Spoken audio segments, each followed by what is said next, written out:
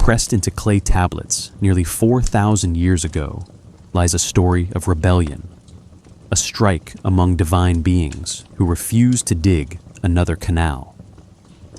The Atrahasis epic preserves what the ancient Sumerians believed happened before humans walked the earth. Gods laboring in Mesopotamian mud, their tools breaking, their patience ending. Scholars have debated these texts since their discovery in 1898. Are they pure mythology explaining the human condition, or do they encode something stranger? Welcome. Thank you for being here, whether it's late evening where you are, or the small hours when sleep feels distant. I'm grateful you've chosen to spend this time exploring one of the ancient world's most puzzling narratives. The story recorded in cuneiform wedges tells of the Anunnaki, divine beings assigned to terraform the earth. For 40 years they dug the beds of the Tigris and Euphrates rivers, excavated canals, hauled baskets of earth and stone.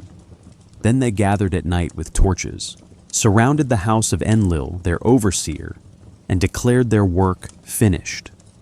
Mainstream archaeology views this as mythology, a culture projecting its own labor struggles onto cosmic scale, explaining why humans must toil by claiming we were created as replacement workers when gods went on strike. Alternative interpretations, popularized by researchers like Zecharia Sitchin in the 1970s, read these same tablets differently, suggesting the Anunnaki were not gods but extraterrestrial beings mining Earth's resources, with humanity engineered as a workforce solution. Both perspectives attempt to answer the same fundamental question. Why does the story exist at all? We're not here tonight to settle that debate. The tablets remain ambiguous, offering just enough detail to intrigue and just enough gaps to allow multiple readings. What we can explore together are the texts themselves, the world that produced them, and the questions they've raised across 40 centuries. Perhaps that's the real mystery. Not what the story means, but why humans have always needed origin stories that explain our relationship to labor, to creation, to the forces that shaped us. Take a breath. Let it settle. Where are you listening from tonight? Perhaps you're in bed, lights dimmed, or maybe seated somewhere in the quiet dark. Let your shoulders drop. There's nowhere you need to be but here, moving slowly through deep time toward a story pressed into clay when bronze was new and cities were still learning their own names. If you find value in content like this, if these explorations help you drift towards sleep while feeding your curiosity, I'd be grateful if you'd take a moment to like this video or subscribe to the channel. It helps others discover these journeys through the ancient world. The tablets wait in museum collections now, the British Museum in London, the Istanbul Archaeological Museum. Fragments scattered across institutions that house humanity's written memory. Cuneiform impressions barely larger than grains of rice form words in Akkadian and Sumerian. Languages silent for millennia until 19th century scholars learned to read them again. When George Smith at the British Museum first translated the Atrahasis text in 1876, he found himself reading about a divine council debating what to do when their workforce rebelled. A story ending with the creation of humans from clay mixed with the blood of a sacrificed god. The same night sky that watched those first tellings still turns above the Iraqi plains where Sumer flourished. The rivers still flow, slower now, their courses changed by 4,000 years of human intervention and climate shift. But somewhere in that landscape, in the space between mythology and memory, something happened that caused the Sumerians to press this particular story into clay and bake it hard enough to outlast empires.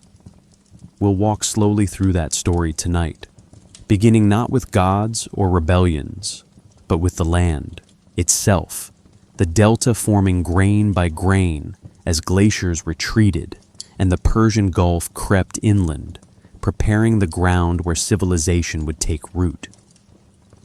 10,000 years before the Common Era, the land that would become Sumer lay empty beneath stars, unchanged since the ice retreated. Southern Iraq existed as a different place then, shaped by forces operating on timescales that dwarf human memory. The last glacial maximum had ended roughly 2,000 years earlier, sending meltwater from distant mountains through the Zagros foothills, carrying sediment that would build the stage for civilization's emergence. The Tigris and Euphrates rivers carved their paths through a landscape still adjusting to climate shifts. Where they met the Persian Gulf, the coastline extended perhaps 150 kilometers further north than today's shoreline. Sea levels remained lower, exposing land that would eventually drown as the Holocene warming continued. The Gulf itself crept inland gradually, at rates measurable in centimeters per year, transforming coastline into marsh into open water. Temperature ranges fluctuated with the seasons in patterns not unlike today's, summers scorching the exposed earth to 45 degrees, winters offering brief respite with temperatures dropping to 10 degrees C at night.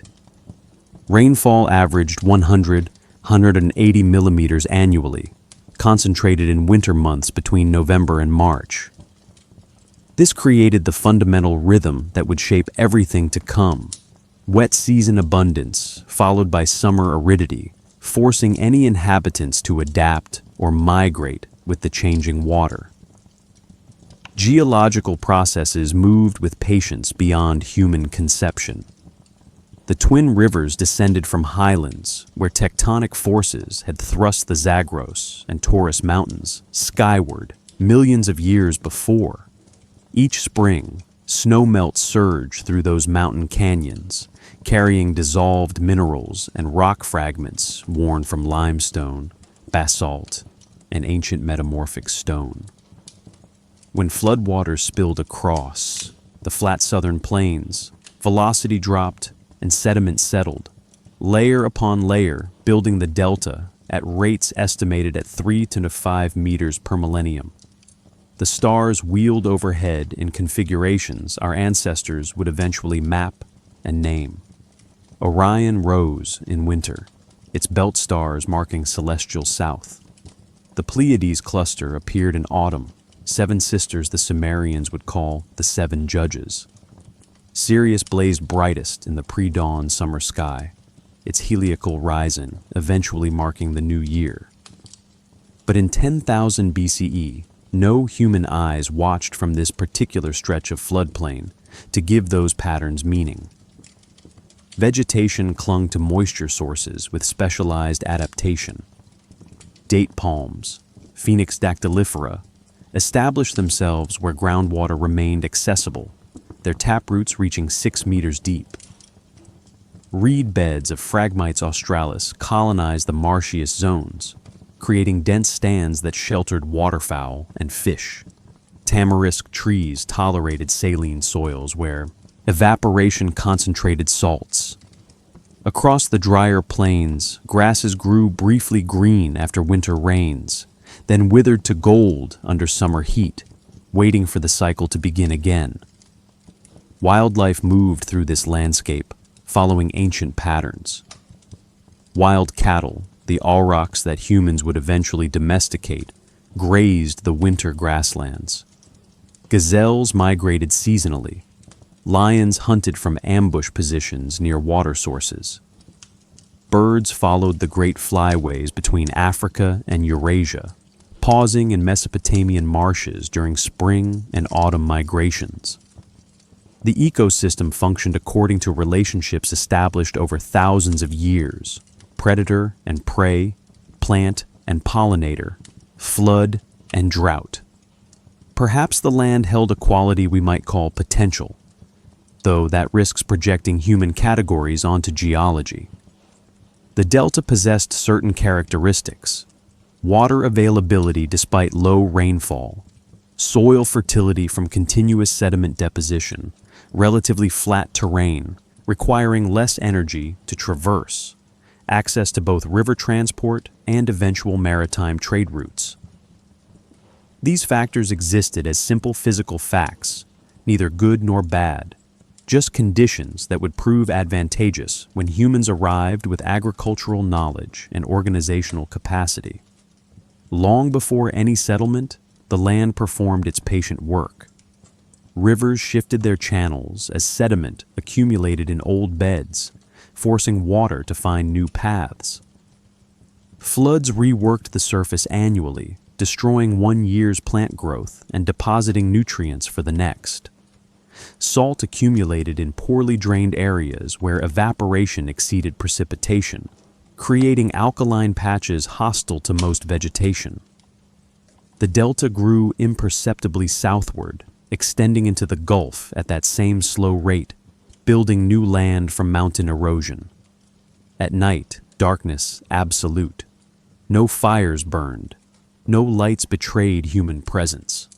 Stars reflected in standing water after winter rains, creating moments where earth and sky seemed interchangeable. The Milky Way arced overhead, its dense star fields visible without light pollution, a river of light mirroring the rivers of Earth below. This was the world waiting, not empty in the sense of lifeless, but empty of the particular species that would eventually transform it into the cradle of written language, urban civilization, and mathematical astronomy. The stage existed. The conditions assembled themselves through purely physical processes operating without purpose or foresight. Sediment continued arriving from mountains. Seasons continued their rotation. Stars continued their nightly journey across the sky. And somewhere to the north and east, small groups of humans experimented with cultivating wild grasses, learning to extend harvest seasons, beginning the slow process of domestication that would eventually draw them toward these fertile floodplains and the permanent settlements they could support. River systems carved their signatures into landscape through persistent erosion, and the Tigris-Euphrates Delta formed according to principles of hydrology and sediment transport operating over millennia. The twin rivers descended roughly 1,200 kilometers from mountain sources, dropping 3,000 meters in elevation before reaching the alluvial plain. Where slope decreased, carrying capacity decreased proportionally, forcing rivers to deposit their sediment load and build the delta outward grain by grain. Seasonal flood mechanics followed predictable patterns tied to distant snowmelt. Peak flows arrived in April and May when winter snow in the Zagros and Taurus Mountains released its stored water. River levels rose 2 to 4 meters above summer lows, spreading across floodplains in sheets of turbid brown water, carrying suspended clay, silt, and fine sand. Flow rates during floods could exceed 7,000 cubic meters per second on the Tigris, 10 times its summer minimum. This annual pulse carried approximately 40-60 million tons of sediment southward each year. When floodwaters spilled beyond natural levees, velocity dropped below the threshold needed to keep particles suspended. Physics determined what settled where. Coarse sand particles, 0.5 to 2 millimeters diameter, dropped first, accumulating in ridges parallel to channels. Silt particles, 0.02 to 0.05 millimeters, settled gradually across broader areas. Clay particles, smaller than 0.02 millimeters, remained suspended longest, eventually settling in the quietest backwaters or being carried all the way to the Gulf. This size sorting created landscape variations.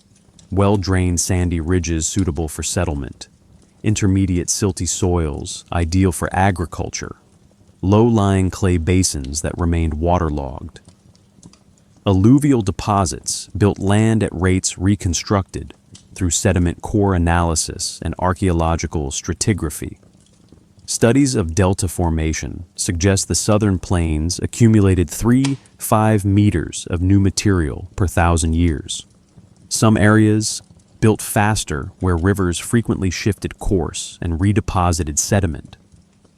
Other zones received only occasional flood deposition during extreme years. The process operated unevenly but relentlessly, extending coastline into the Persian Gulf and raising the land surface above sea level.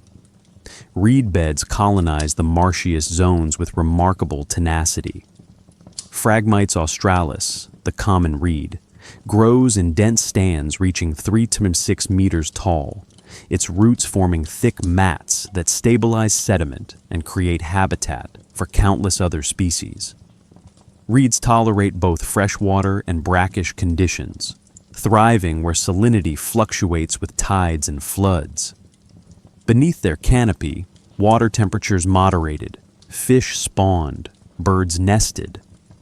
The Mesopotamian marshes, larger than the remnant wetlands surviving today, covered perhaps 15,000, 20,000 square kilometers at their maximum extent. Date palms established themselves where groundwater tables remained accessible. Phoenix dactylifera requires specific conditions: soil moisture at root depth, tolerance for heat during fruit development, protection from frost during winter dormancy. The Mesopotamian climate provided all three, and palms spread naturally along watercourses and in areas with shallow aquifers. A mature palm produces 50-100 kilograms of dates annually, offering concentrated sugar in a package that stores well through hot summers, a characteristic humans would exploit for millennia. The Persian Gulf coastline lay significantly further south in this period, with estimates placing it 150 kilometers inland from its modern position. Sea level rise during the early Holocene proceeded at rates between 1 to 2 centimeters per year, flooding low-lying areas and creating the extensive marshlands that characterize the delta's southern reaches. Tidal influence extended far inland, creating brackish transition zones where freshwater met saltwater. These ecotones supported specialized ecosystems adapted to fluctuating salinity. Bitumen seeps occurred naturally where petroleum deposits reached the surface through geological faults and porous layers. The substance emerged as viscous black liquid that hardened when exposed to air, creating deposits humans would later quarry for waterproofing, adhesive, and construction mortar. Hit, in modern Iraq's Anbar province, preserves evidence of bitumen extraction dating back millennia, though in this earlier period the seeps simply existed as geological features, slowly accumulating where hydrocarbons percolated upward. Salt marshes formed in areas where evaporation exceeded precipitation and drainage remained poor. Capillary action drew groundwater toward the surface where it evaporated, leaving dissolved salts behind. Over time, concentrations reached levels toxic to most plants, creating bare patches or zones dominated by salt-tolerant species like glasswort and saltwort. These areas presented challenges for later agricultural development, requiring careful water management to prevent salinization. Wildlife abundance in this period likely exceeded modern populations by orders of magnitude. Waterfowl migrating between Africa and Eurasia found ideal stopping points in delta marshes. Fish populations in rivers and wetlands supported otters, turtles, wading birds. Larger mammals, wild pigs, gazelles, onagers, occupied different ecological niches across the landscape. The ecosystem hummed with life, though no observers yet possessed the conceptual framework to recognize it as a system at all. Long before 5500 BCE, the fundamental geography stabilized into patterns that would persist through the Holocene. River channels established preferred pathways, though they shifted within floodplains as sediment accumulated. Seasonal rhythms locked into place, tied to solar cycles and mountain snowmelt patterns. The land became, in geological terms, ready, possessing the resources and conditions that permanent human settlement would require. Consider what readiness means in this context. The Delta did not prepare itself for human occupation. It simply possessed characteristics: water, soil, flatness, access, that matched human needs once agricultural technology reached sufficient sophistication. Geography and culture met at a particular moment in time, not through design, but through the intersection of independent processes. The stage stood assembled, awaiting the first small communities that would test whether year-round settlement could succeed in this challenging but potentially rewarding environment. Archaeological evidence traces the transition from temporary camps to permanent villages through layers of accumulated debris and structural remains. The Ubaid period, named for Tel al-Ubaid, a small site near Ur, excavated in the 1920s, spans roughly 5,500 to 4,000 BCE and marks the first sustained occupation of the southern Mesopotamian plains. Material culture from this period reveals communities adapting to delta conditions, developing irrigation technology, and establishing social patterns that would echo through all subsequent civilizations. Tel al-Ubaid itself stands as a low mound, rising 2 meters above the surrounding plain, built from millennia of mud brick construction, collapsed walls, and accumulated refuse. British archaeologist Leonard Woolley excavated the site between 1922 and 1934, revealing distinctive painted pottery, black geometric designs on green buff clay, that became the diagnostic marker for Ubaid period sites across the region. The pottery's distribution, found from the Zagros foothills to the Gulf Coast, suggests either trade networks or population movement, spanning hundreds of kilometers. Eridu deserves particular attention as perhaps the earliest permanent settlement in southern Mesopotamia. Its founding placed circa 5400 BCE, based on radiocarbon dating of organic material from the lowest strata. Located 12 kilometers southwest of Ur, Eridu occupied a strategic position where freshwater and marine resources met. Excavations by Iraqi archaeologist Fuad Safar in the 1940s revealed 18 successive temple platforms built one atop another, the earliest being a simple reed structure measuring 3 meters by 4.5 meters. Each rebuilding enlarged and elevated the sacred precinct, demonstrating continuity of religious practice spanning 2,500 years. The temples matter because they indicate something beyond mere subsistence. Communities allocated labor and resources to construct buildings serving no obvious practical function. Structures for ritual, for community gathering, for activities we might label religious, though the Ubaid people left no texts to confirm their beliefs. The oldest Eridu temple contained a central offering table and niche, oriented towards sunset, suggesting observance of solar movements. Fish bones accumulated around these early temples in quantities suggesting ritual feasting, connecting aquatic abundance to communal ceremony. Early irrigation technology transformed the relationship between humans and landscape. Simple canals, channels dug perhaps 1 to 2 meters wide and 0.5 meters deep, diverted water from rivers to nearby fields. Basin systems trapped floodwater behind low earthen dikes, allowing sediment to settle and water to percolate into soil before planting. These technologies required modest labor input compared to later large-scale canal networks, yet they fundamentally altered ecological conditions, extending water availability beyond natural channels and enabling summer cultivation of wheat and barley. Population growth accelerated as agricultural surplus supported more people per square kilometer than hunting and gathering could sustain. Early Ubaid settlements held perhaps 100, 200 residents. Late Ubaid sites grew to 1,000, 2,000. This demographic shift created new organizational challenges: coordinating irrigation maintenance, adjudicating water rights, storing surplus grain, defending accumulated resources.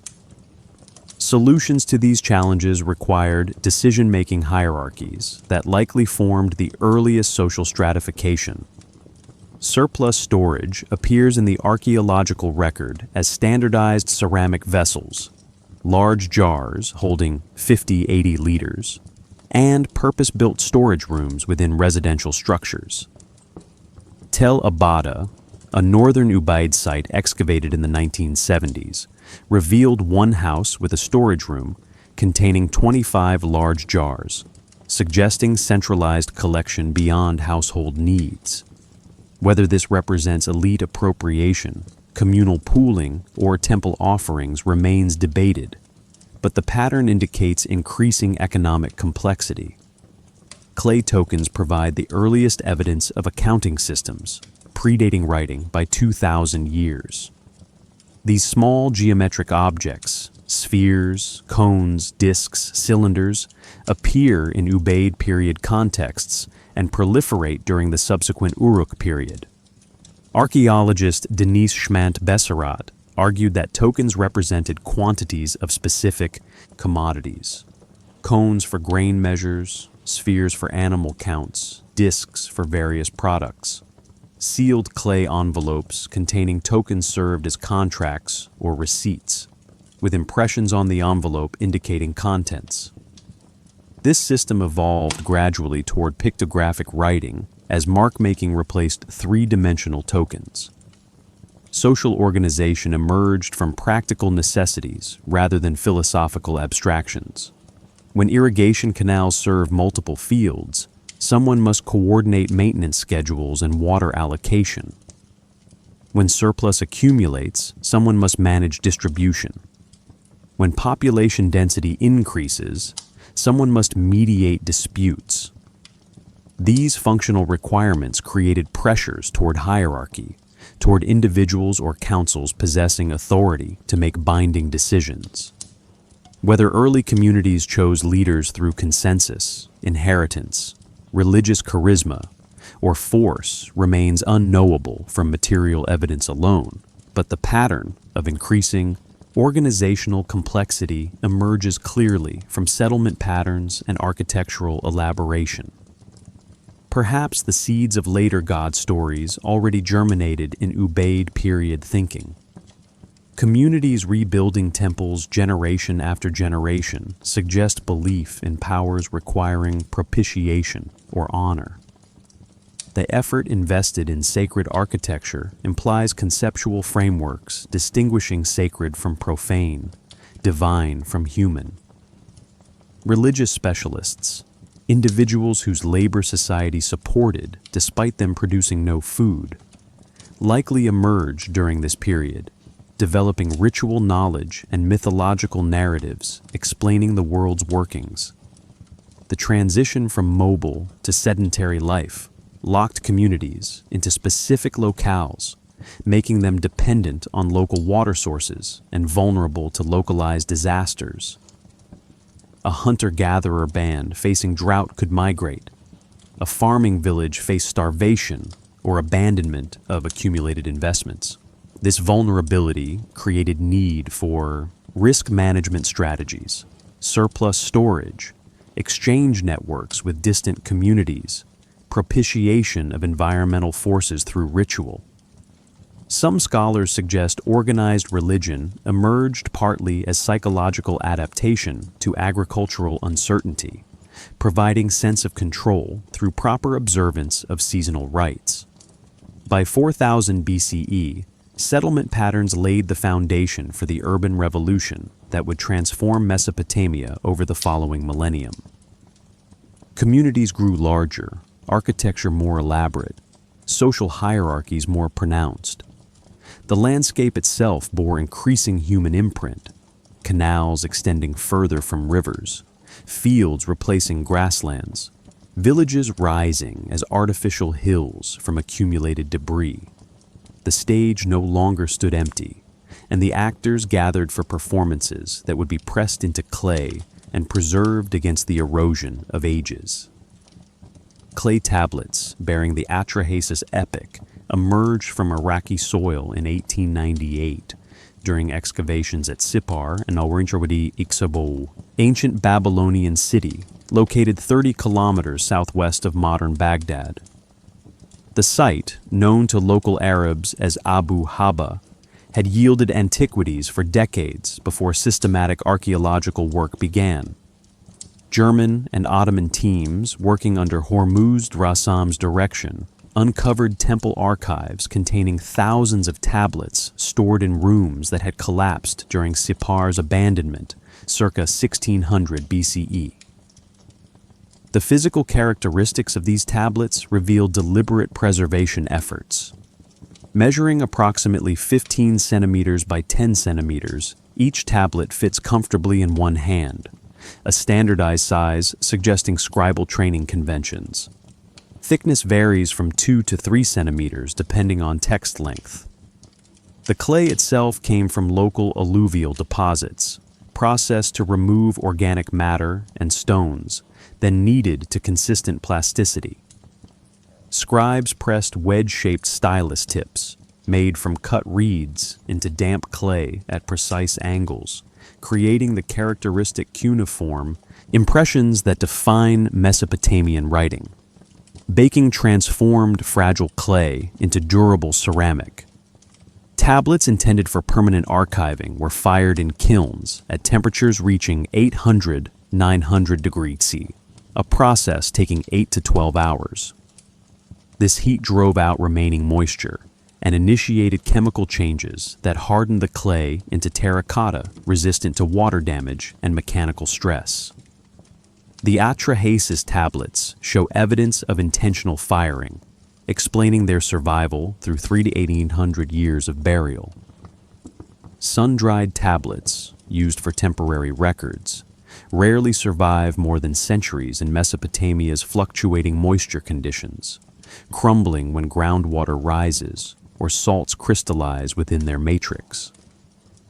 Cuneiform script in Old Babylonian style dates these tablets to approximately 1800 BCE, based on orthographic conventions and sign forms that evolved predictably over time.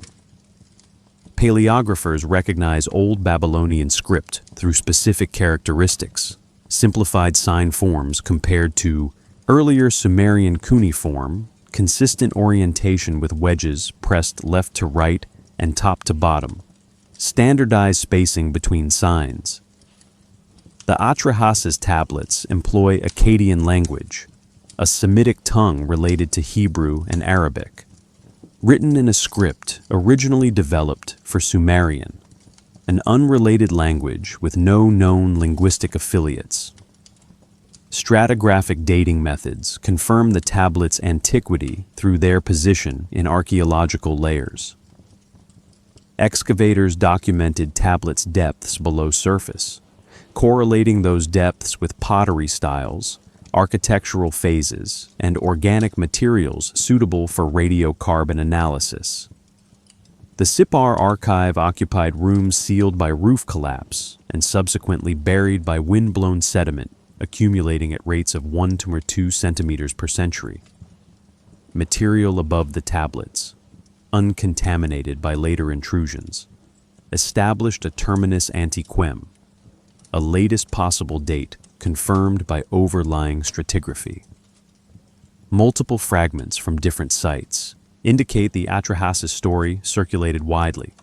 Beyond Sippar, portions appear at Nippur, excavated 1889 to 1900 by University of Pennsylvania.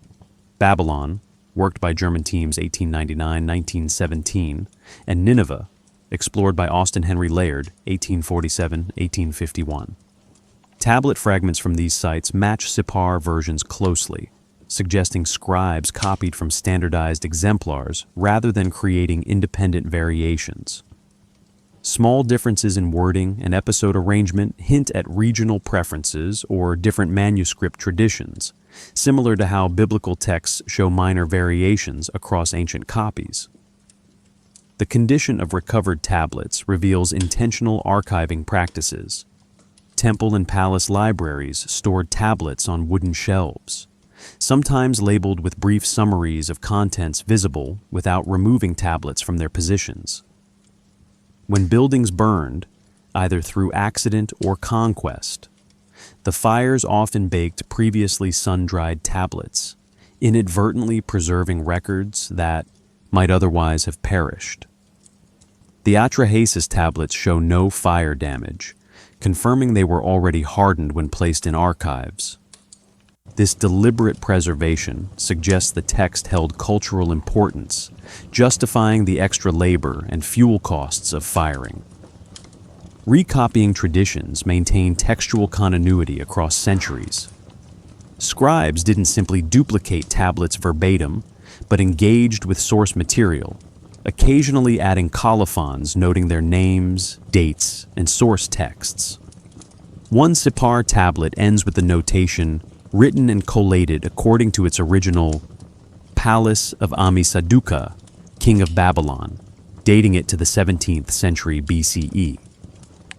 These colophons demonstrate that by the Old Babylonian period, the Atrahasis story already counted as ancient literature, requiring careful preservation. What remains absent matters as much as what survives. No illustrated versions have been found, unlike Egyptian papyri with their accompanying vignettes. Mesopotamian literary tablets contain only text. No commentaries explaining difficult passages appear until much later periods. We possess the words but lack the performative context. Were these texts recited publicly, studied privately, or enacted ritually? The tablets themselves stay silent on such questions, preserving speech, but not the voices that gave it life. The discovery of these tablets opened windows into Mesopotamian thought, previously glimpsed only through biblical adaptations and Greek summaries. Here stood the actual source material, the stories Babylonians told themselves about cosmic origins and divine human relationships, recorded in their own language by their own hands. Yet each answer raised new questions. Each decipherment revealed how much remained undeciphered. Each recovered fragment highlighted gaps in the narrative, still waiting to be filled by tablets, yet unexcavated or already lost to time's erosion. Cuneiform decipherment stands as one of 19th century scholarship's signal. Achievements, transforming meaningless wedge marks into readable texts through patient comparative analysis. The process began with the Behistun inscription, a trilingual text carved into an Iranian cliff face by Persian King Darius I, circa 520 BCE.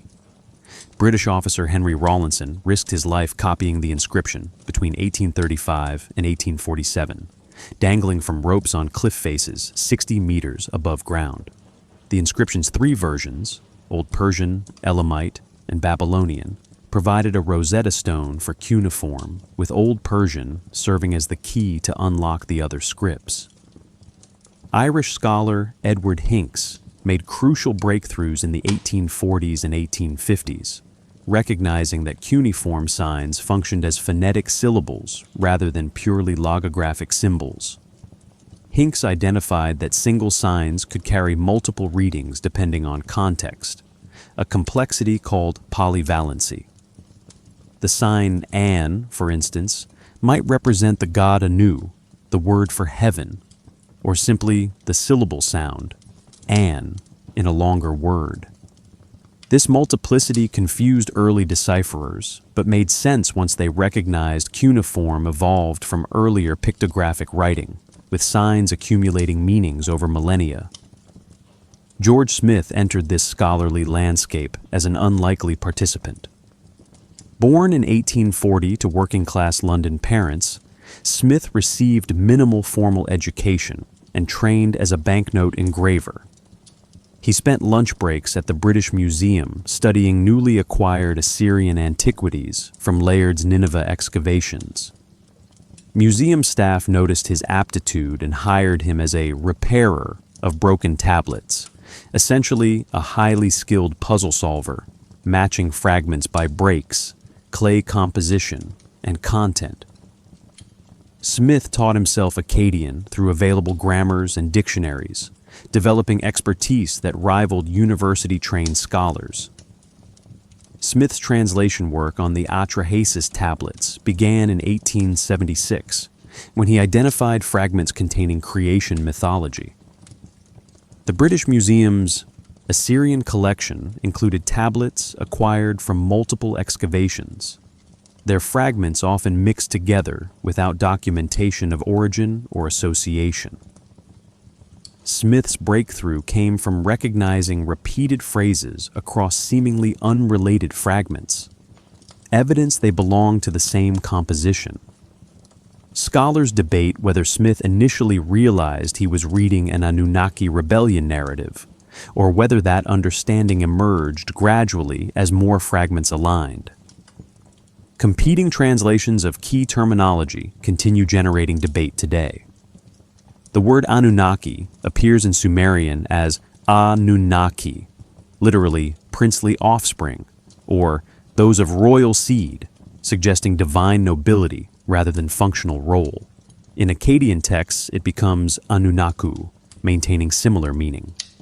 Alternative interpretations reading Anunnaki as those who from heaven to earth came require selective parsing and rely on breaking the compound word in unconventional ways.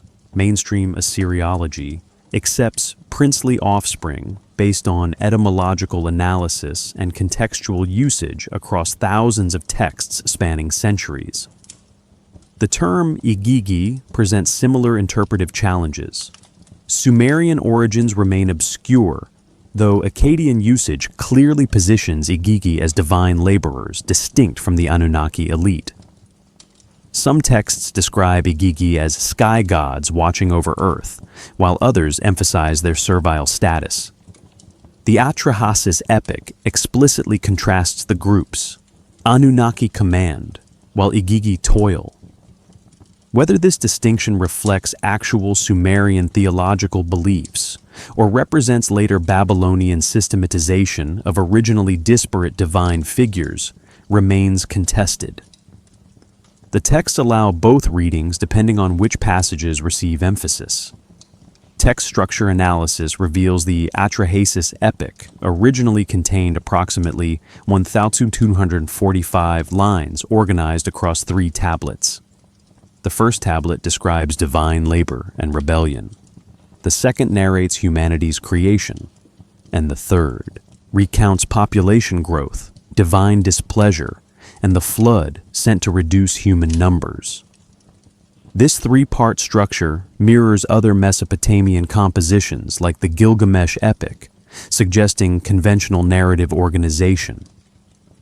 Missing sections, perhaps 30% of the original text, create gaps particularly noticeable in transition passages between major episodes. Integration with other texts demonstrates how Mesopotamian literature formed an interconnected web rather than isolated compositions. The Enuma Elish creation epic shares characters and themes with Atrahasis, but emphasizes different aspects of creation mythology.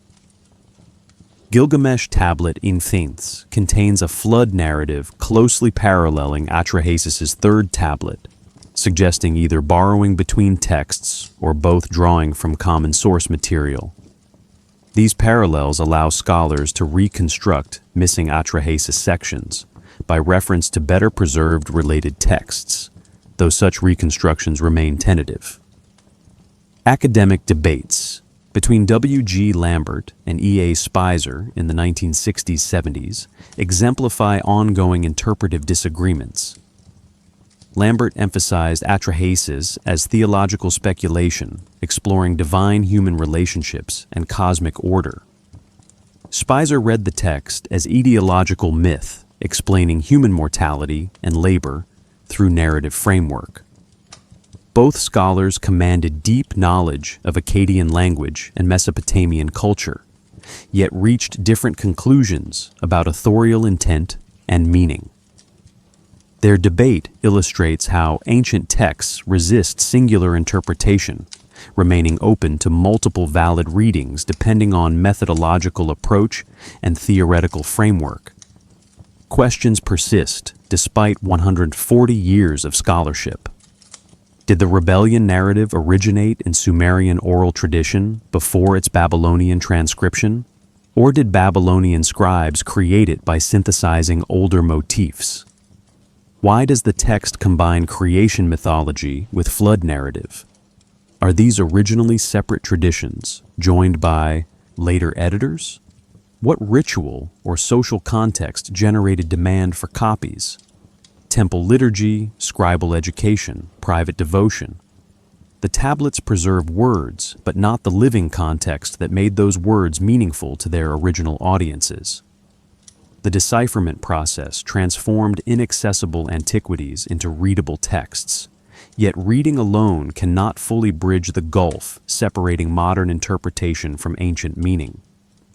We possess dictionaries, grammars, comparative texts, archaeological context, and still we argue over meanings, still we puzzle over motives, still we wonder what the Babylonians actually believed about their gods, their origins, their place in cosmic order. Perhaps that persistent uncertainty honors the texts more than confident assertions ever could, acknowledging the otherness of ancient thought while respecting the evidence's ambiguity. Late on an October evening in 1876, George Smith sat alone in the British Museum's basement workroom, surrounded by fragments of ancient text that refused to cohere into narrative sense. Gas lamps hissed on iron brackets, casting unstable light across the felt-covered table, where clay shards lay arranged by size and color. Smith's fingers, stained with graphite from note-taking and dust from handling tablets, moved methodically between fragments, rotating pieces to catch light at different angles, searching for the break patterns that would indicate physical connection. Recognition came gradually, then suddenly. A phrase about digging channels appeared on 3 separate fragments. Smith's pulse quickened as he repositioned the pieces, noting how edge curves matched, how line spacing aligned. The rebellion terminology he'd glimpsed in isolation now formed sequences. Divine labor described across multiple lines, building toward some crisis. He sketched tablet arrangements in his notebook, mapping which fragments belonged where, reconstructing the original composition's flow. His hands worked, faster, checking breaks under magnification, confirming that temper, small organic particles mixed into clay, matched between joining pieces. By midnight, the sequence emerged clear enough to draft a translation. The Igigi gods, assigned to dig rivers and canals for 40 years, had surrounded Enlil's dwelling with torches and refused further labor. A divine strike, a celestial work stoppage that culminated in humanity's creation as replacement workforce. Smith published his findings in December 1876, presenting the Atrahasis epic as a distinct composition predating and possibly inspiring the biblical flood narrative. The scholarly community responded with intense interest, recognizing implications for understanding Genesis's literary origins. Orientalist journals requested detailed transliterations and comparative analysis. Smith's reconstruction, though incomplete and revised by subsequent scholars, established the basic narrative framework still accepted today. His breakthrough demonstrated that biblical traditions drew from older Mesopotamian sources, challenging assumptions about scriptural uniqueness and forcing reconsideration of how cultures transmit myths across centuries. The complete narrative, as currently reconstructed from multiple sources, spans creation through near extinction. Divine laborers endure decades of canal excavation and agricultural work until they collectively refuse to continue. The supreme god Enlil initially wants to punish the rebellion, but ultimately accepts advisor Enki's proposal: create humans from clay mixed with divine blood, transferring the workload to a new species. Humanity multiplies successfully, perhaps too successfully, as population noise disturbs divine rest. Enlil sends plague, then drought, then famine to reduce human numbers. When those attempts fail, he orders a flood to eliminate humanity entirely.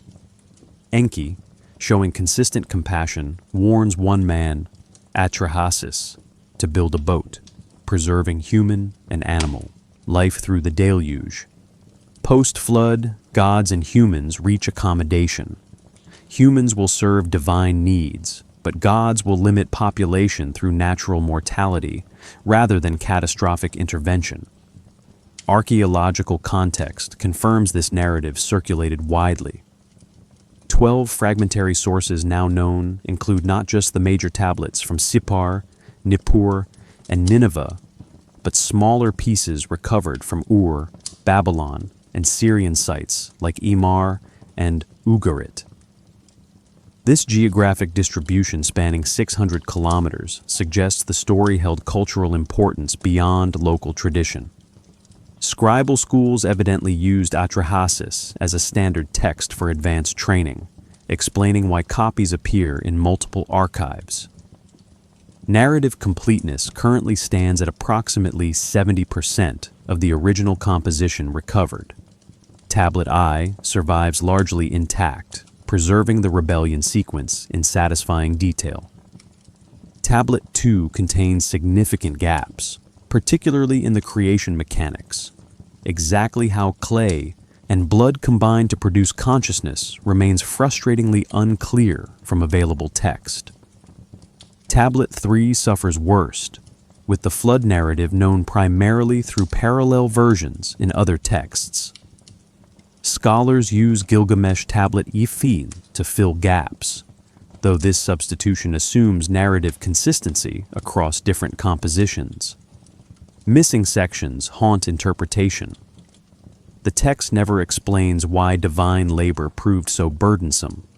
Were the tasks genuinely difficult, even for gods, or did the problem concern status degradation, forcing exalted beings to perform menial work?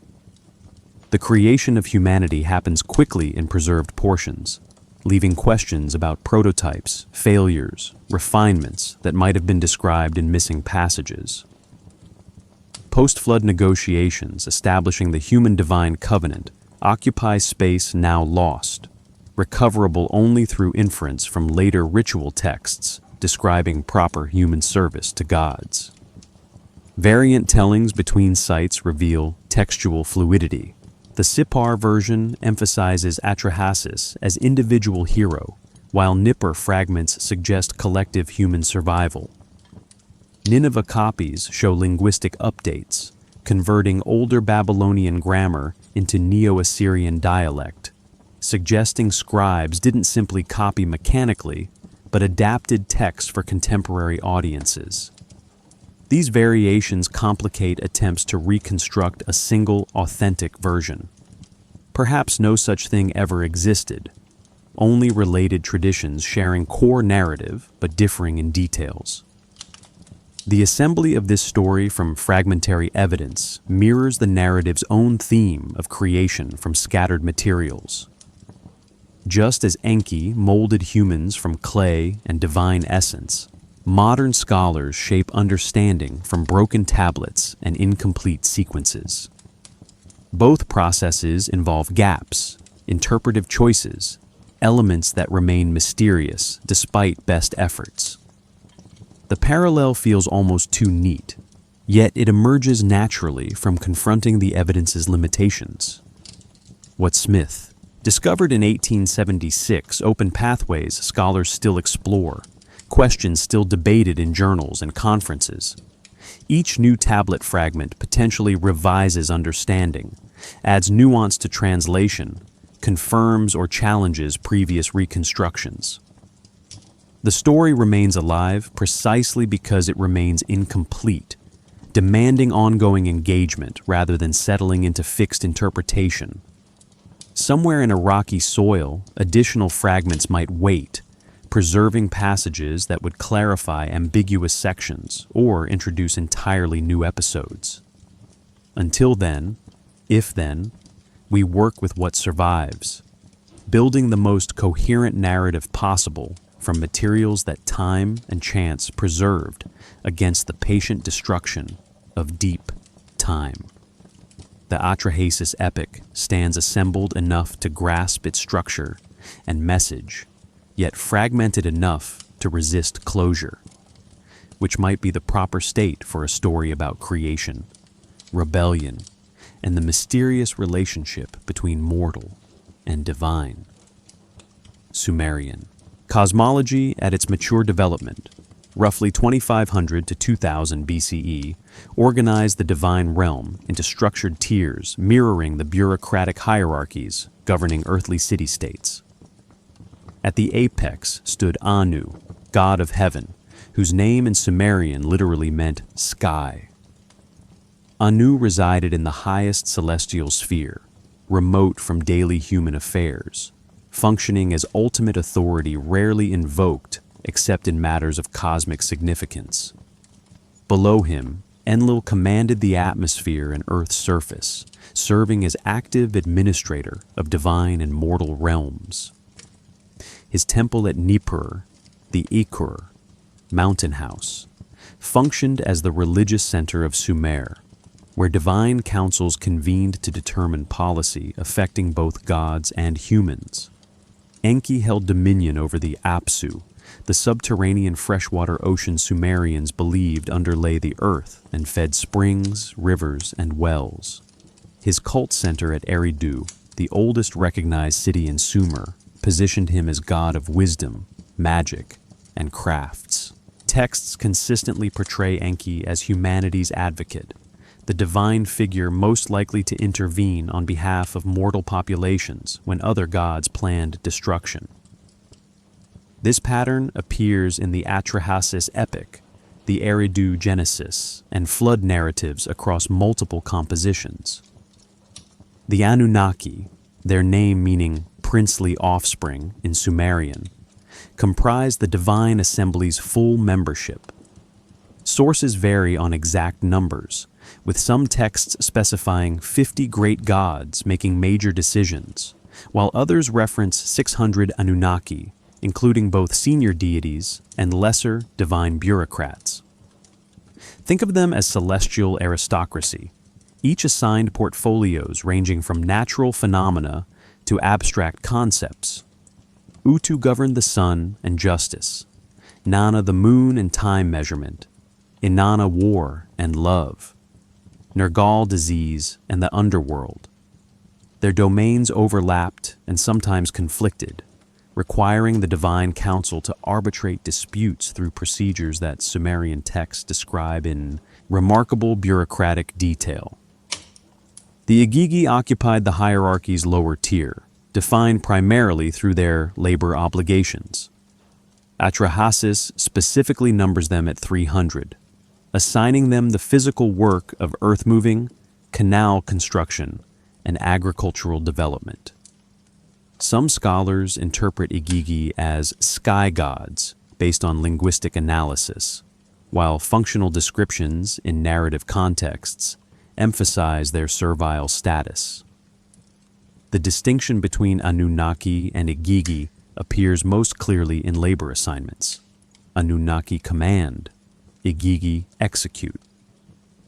This division mirrors exactly the relationship between temple administrators and the workforce they supervised in actual Sumerian economic practice. The Ubshu Ukinna, or Assembly of the Gods, operated as the divine council's formal decision-making body. Tablets describe its procedures with precision, suggesting familiarity with actual institutional practice. Senior gods occupied fixed seats, Junior gods stood in attendance. Issues were presented for deliberation. Votes were taken on contested matters. Enlil typically presided, though Anu could overrule decisions in extraordinary circumstances. The council's authority extended to cosmic affairs, creating humans, sending floods, establishing divine prerogatives, and its deliberations generated binding resolutions that even senior gods rarely challenged. Temple employment records from the Ur III period, 2100-2000 BCE, document the earthly institutions that modeled themselves on these divine structures. Administrative tablets from Ur, Nippur, and Lagash record names, rations, and work assignments for temple personnel numbering over 1,200 workers at major sanctuaries. Hierarchies emerged clearly. High priests, priestesses, diviners, singers, musicians, craftsmen, scribes, agricultural workers, and general laborers. Each category received different rations. High priests might receive 60 liters of barley monthly, while common workers received 30. Lighters, establishing material distinctions, paralleling the divine hierarchy's spiritual distinctions. Social mirroring operated in both directions. Humans organized their institutions according to divine models revealed through mythology and ritual, while myths portrayed gods behaving according to human, institutional logic. Whether gods actually existed as independent entities or served as projections of human social relationships onto cosmic scale remains philosophically unresolvable from the evidence. The texts themselves show no anxiety about this question, treating divine and human hierarchies as naturally corresponding structures, each legitimating the other through their parallel organization. Imagine standing in the courtyard of the Akur at Nippur during a festival day, watching thousands of pilgrims bring offerings to Enlil's temple. The air smells of incense and roasting meat. Sounds of bronze cymbals and reed pipes echo between mud brick walls. Priests in white linen robes process through crowds toward the ziggurat's base. Citizens understand that what occurs here mirrors activities in the divine council chambers above, that earthly rituals maintain cosmic order, that proper service to temple institutions ensures divine favor for the city-state. This understanding isn't metaphorical or symbolic in the modern sense. It's direct correspondence, earthly actions affecting celestial realities through established channels of divine-human relationship. The system possessed elegant internal consistency, each level of hierarchy supporting the levels above and below. Yet, it contained a fundamental tension. If gods could labor, could tire, could suffer physical exhaustion, then in what sense were they truly divine? The Atrahasis epic confronts this tension directly, showing how divine labor's unsustainability required systematic reform through human creation. That narrative tension would express itself through the rebellion sequence, when laborers divine and, later, human would challenge the hierarchies that bound them to their assigned tasks.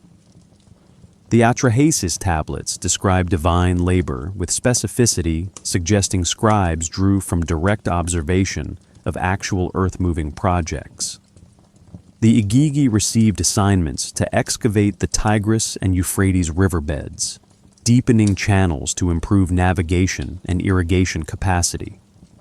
They removed earth from lowlands to create raised agricultural platforms, dug canals branching from main rivers to transport water kilometers from natural sources, and constructed levees to contain floodwaters during spring surges.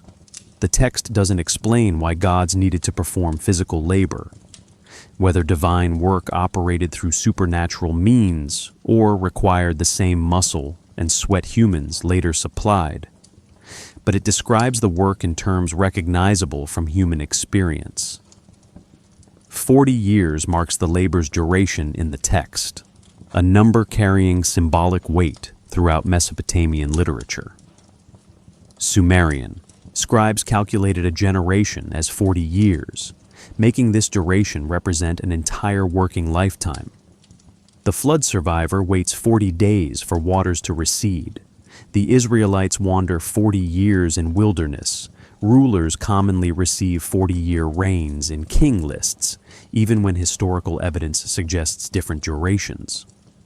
Whether the Atrahasis' 40 years means precisely that span or simply a very long time remains ambiguous, though the text treats it as a concrete period rather than indefinite duration.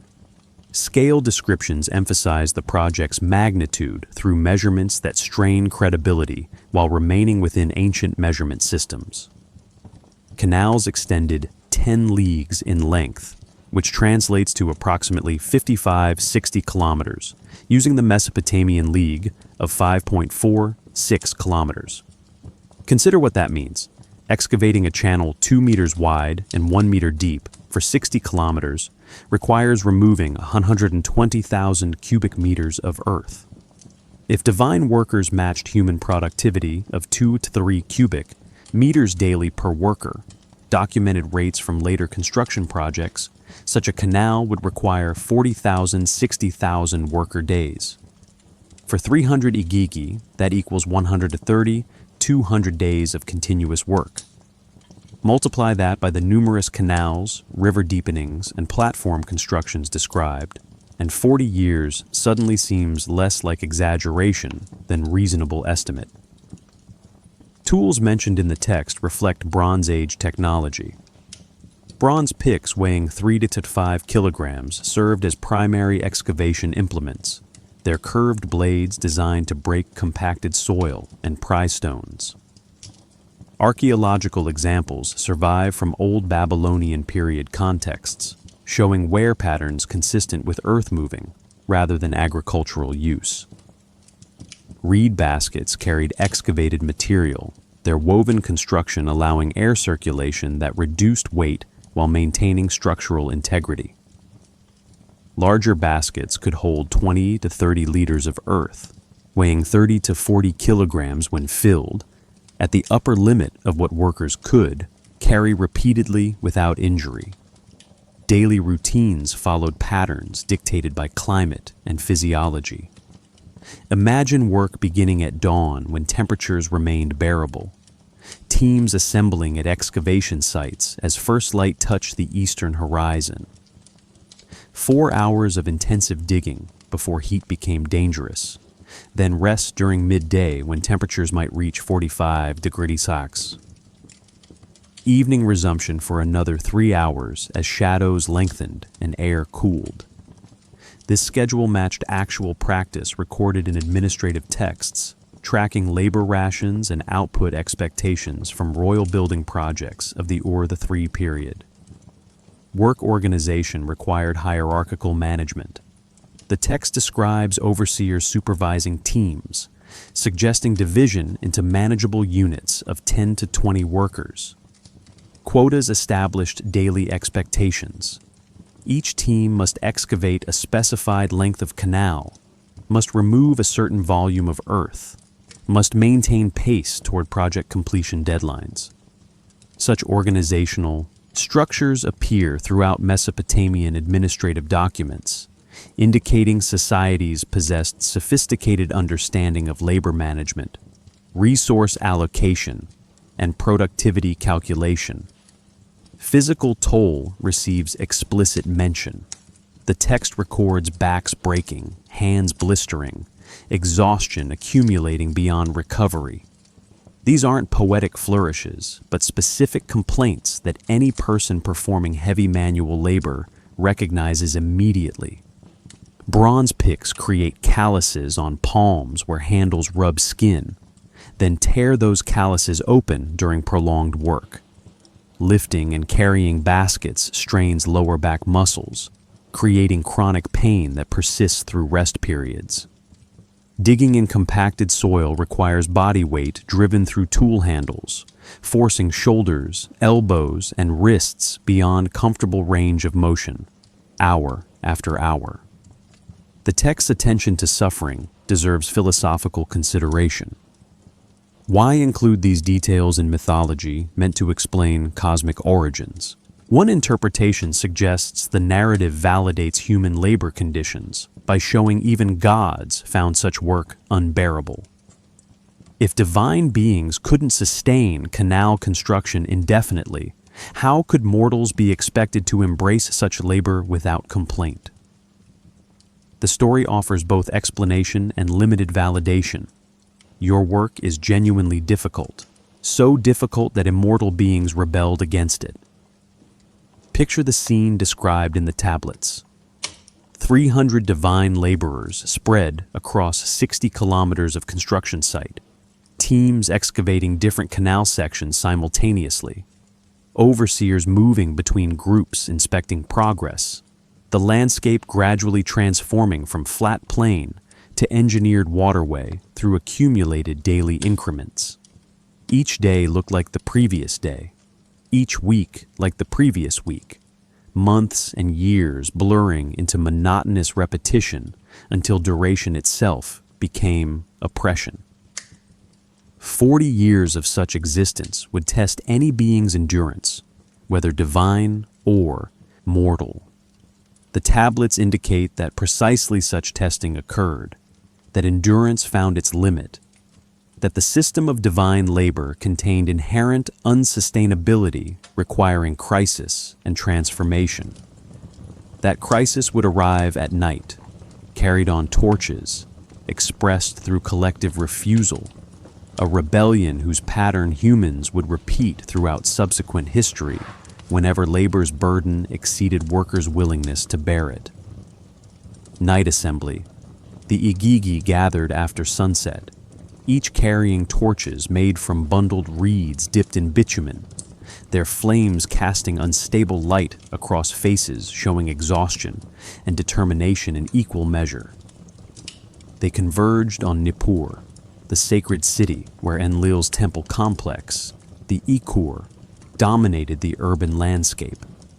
The temple precinct occupied 5 hectares at the city's center, its ziggurat rising 7 levels toward the star-filled sky. The gods surrounded this dwelling, forming a cordon of firelight and witnesses, their chants beginning low and building toward words that would unmake the existing cosmic order. Tools cast into flames, bronze picks, the implements that had torn Earth for 40 years, were thrown deliberately into ceremonial fires built in the courtyard. Bronze melts at 1085 degrees, requiring sustained heat from carefully managed fires, and watching tools slowly soften, glow red, then collapse into molten pools signify deliberate destruction of the means of production. This wasn't sudden rage, but calculated symbolic action, the kind requiring prior planning and coordination among 300 individuals. The collective refusal declaration came formally, articulated in words the tablets preserve. We will no longer carry the earth basket. The siege maintained through the night, fires burning bright enough to cast light on temple walls, the Igigi standing firm as hours passed toward dawn. Enlil woke to smoke and noise, emerging to find his authority challenged by those he commanded. He called for his guard, captain, demanding explanation for the disturbance, receiving news that transformed confusion into divine panic. The hierarchy had inverted. Laborers now dictated terms. Authority stood powerless before collective withdrawal of consent. Dawn Council summoned. Enlil sent urgent messages to Anu in the celestial heights and Enki in the watery depths below, calling the senior divine triad into emergency session. They arrived as sunrise colored the eastern sky pink and orange, finding Enlil genuinely shaken by the rebellion's scale and determination. The crisis received formal acknowledgement. The divine labor system had failed. Sustainability proved impossible. Some alternative must be found. Enlil's initial anger, directed at the Igigi's insubordination and the disruption of cosmic order, gradually yielded to pragmatic recognition that restoration of the previous system could not be imposed by force alone. The search for solutions began with Enki's first tentative suggestions about alternative workforce possibilities, though the full plan would require further deliberation and divine innovation. The historical parallel resonates across millennia. In Lagash, circa 2350 BCE, cuneiform tablets record labor revolts against corvée labor obligations during Enanche's reign. Workers assigned to canal maintenance refused to continue without increased rations, forcing the ruler to negotiate new terms. The tablets document similar patterns in other city-states. Workers withdrawing labor, elites scrambling to restore productivity, compromises reached that slightly improved conditions without fundamentally restructuring hierarchies. The Atrahasis narrative maps precisely onto these documented human conflicts, suggesting the myth drew inspiration from actual social tensions, or, more intriguingly, that human revolts drew legitimation from divine precedent. Philosophical weight accumulates in this parallel. If gods could suffer from labor's physical toll, could exhaust their endurance, could reach a breaking point requiring collective action, then divine and human nature shared fundamental vulnerabilities. The distinction between immortal and mortal became less absolute, more a matter of degree than kind. Gods didn't transcend physical limitation so much as possess greater capacity before reaching their limits. This theological implication, that divinity offered quantitative rather than qualitative difference from humanity, challenged simplistic hierarchical thinking, suggesting a cosmos where power differences existed along a continuum rather than in categorical separation. The tablet condition preserves this section remarkably well, with minimal gaps interrupting the narrative flow. Scholars possess nearly complete text for the rebellion sequence, allowing confident reconstruction of events, dialogue, and emotional atmosphere. This preservation perhaps occurred because scribes recognized the passage's dramatic power and cultural significance, ensuring copies received particular care during transmission. Or it might simply reflect archaeological chance, that tablets containing this section survived fires, floods, and burial conditions that destroyed other portions. Either explanation leaves us fortunate that this particular crisis point remains accessible in detail that makes the ancient past feel suddenly immediate. Consider what it took for 300 individuals to coordinate this action. Someone had to propose the plan. Someone had to convince skeptics that collective action could succeed. Someone had to organize timing and logistics so everyone arrived simultaneously with torches and tools. The tablets don't identify ringleaders or describe those preliminary conversations, but their existence seems certain. Every successful collective action in human history required planning, coordination, persuasion. There's no reason to imagine divine coordination operated differently. The Igigi must have talked among themselves during rest periods, sharing grievances, building solidarity, developing the courage to challenge authority collectively when individual objection would mean only individual punishment. The rebellion succeeded not through violence, but through solidarity, and the credible threat that work would simply cease unless conditions changed. This pattern, workers possessing power through their essential role in production, appears throughout labor history from ancient Egypt to modern industrial strikes. The tablets suggest Sumerians recognized this dynamic, encoding it in mythology that made the principle cosmically significant rather than merely socially contingent. Something shifted that night in Nippur. The divine hierarchy faced its first existential challenge, discovering that authority rested ultimately on consent rather than inherent right.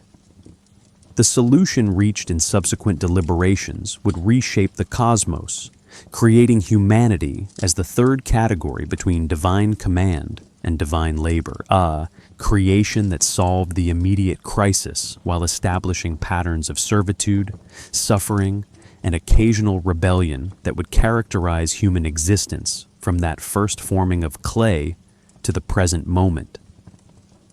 The divine council convened with urgency unrecorded in earlier cosmic history.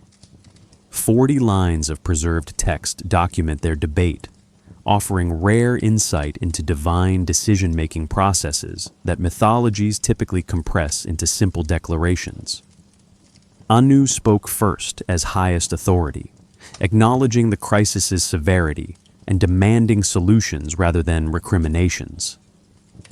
Enlil argued initially for punishing the rebellious Igigi, restoring order through demonstration of power. But even as he spoke, the proposal's futility became apparent. The gods needed laborers willing to work, not prisoners compelled through coercion who would sabotage or abandon tasks at first opportunity. Enki's proposal emerged from his portfolio as god of wisdom and crafts. His suggestion appears in the text as direct speech, preserved with conversational rhythms. Let Belet Ili, the birth goddess, create offspring. Let humanity bear the yoke of the gods. The innovation lay not in creating new beings. Mesopotamian cosmologies featured multiple creation experiments producing demons, monsters, and hybrid creatures, but in designing beings specifically for labor while possessing enough divine essence to understand and execute complex instructions. Previous experiments had failed through either excessive strength, becoming dangerous, or insufficient intelligence limiting utility. Enki proposed calibrating carefully, mixing materials to achieve the precise balance required. Creation method combined earthly and celestial materials. Clay came from the Apsu, the subterranean freshwater ocean Enki governed, perhaps gathered from riverbank deposits where sediment concentrated. The text specifies blood from a sacrificed god must be mixed into this clay, transferring divine consciousness to otherwise inert matter. This transubstantiation, transforming substance through divine essence, followed principles familiar from Mesopotamian ritual practice, where offerings underwent similar consecration through divine presence. Ila, also called Geshtu-i in variant texts, accepted the sacrifice role. The tablets describe him as possessing intelligence, though whether this made him particularly suitable for the sacrifice or particularly tragic remains ambiguous. Some interpretations suggest Ila had participated in the rebellion, making his sacrifice both punishment and practical necessity. Others read him as volunteer, a deity accepting self-destruction to enable the solution. The text maintains enigmatic silence on his motivations, recording only that he was slaughtered, his blood collected in ceremonial vessels, and the resulting mixture prepared for the creative act. Birth goddess Nintu, alternatively known as Mami, received responsibility for the actual formation.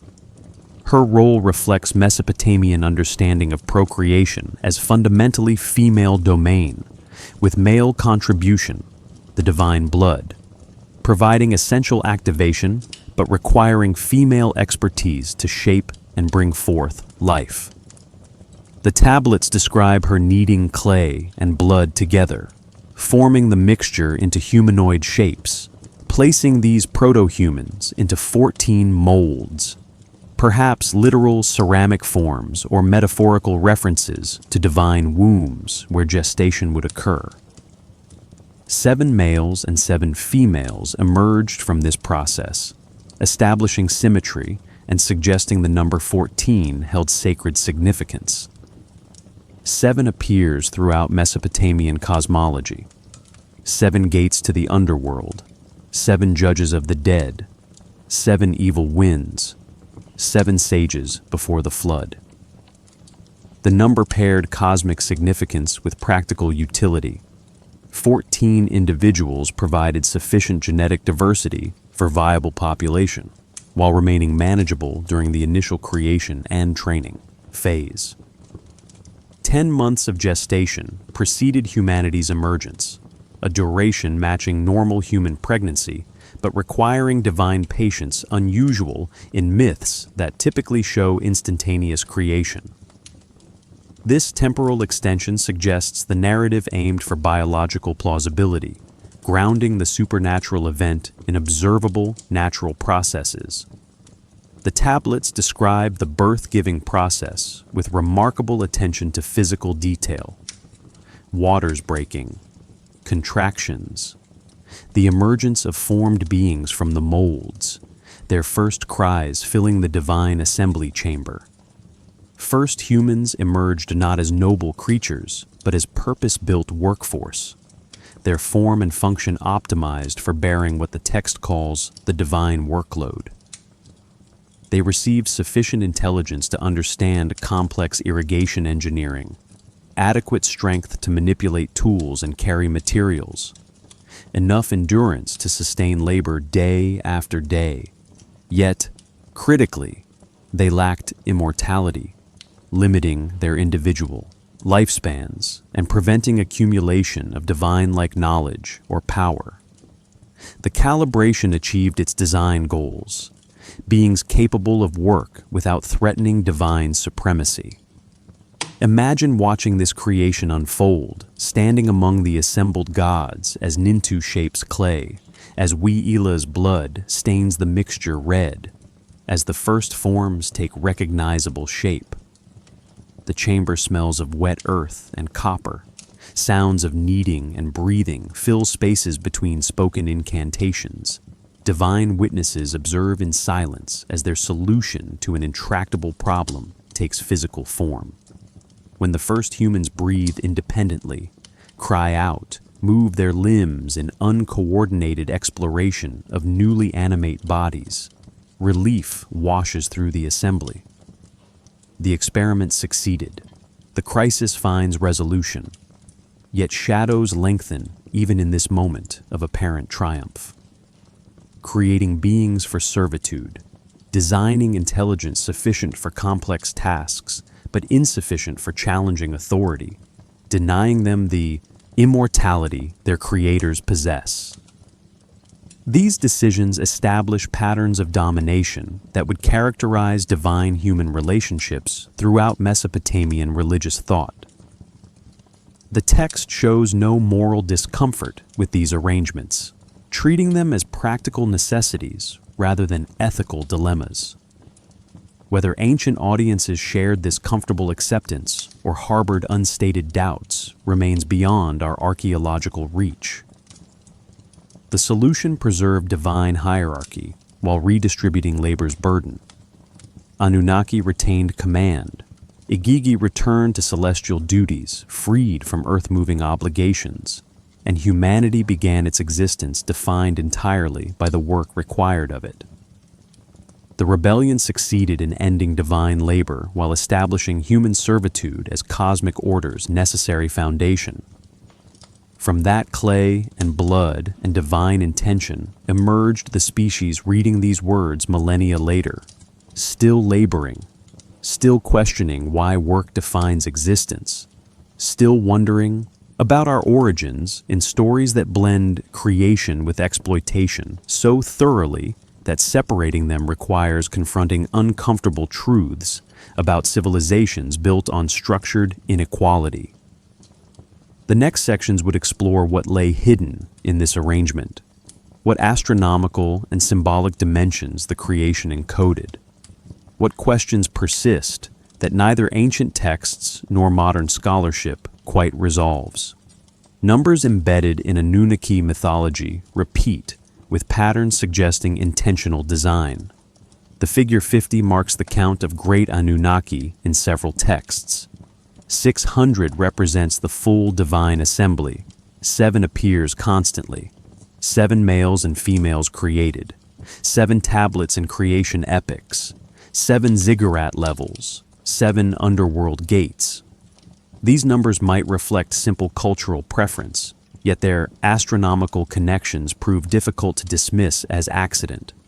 50 corresponds to years required for Earth's axial precession to shift 1 degree along the ecliptic.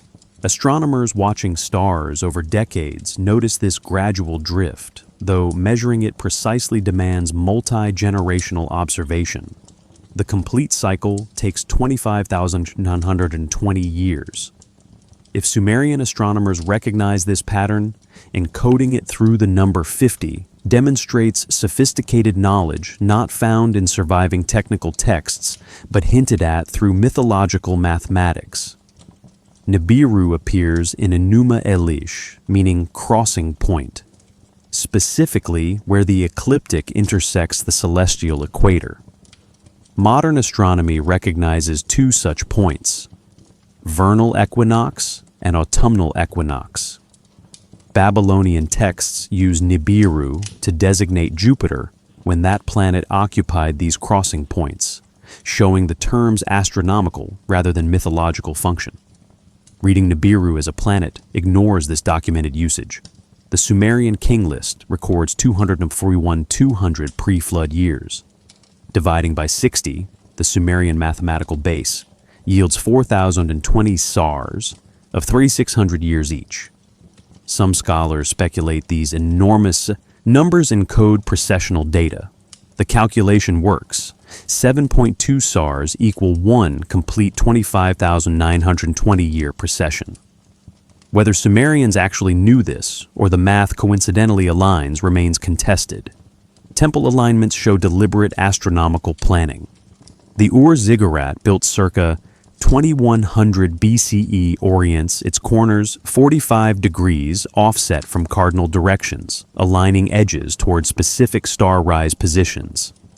Archaeoastronomer Ed Krupp documented similar patterns at multiple sites, showing consistent attention to celestial phenomena in sacred architecture. These alignments required surveying skills and astronomical knowledge to implement accurately. Sirius observations marked crucial agricultural timing. Its heliacal rising, first appearance above the eastern horizon before sunrise, coincided with flooding season.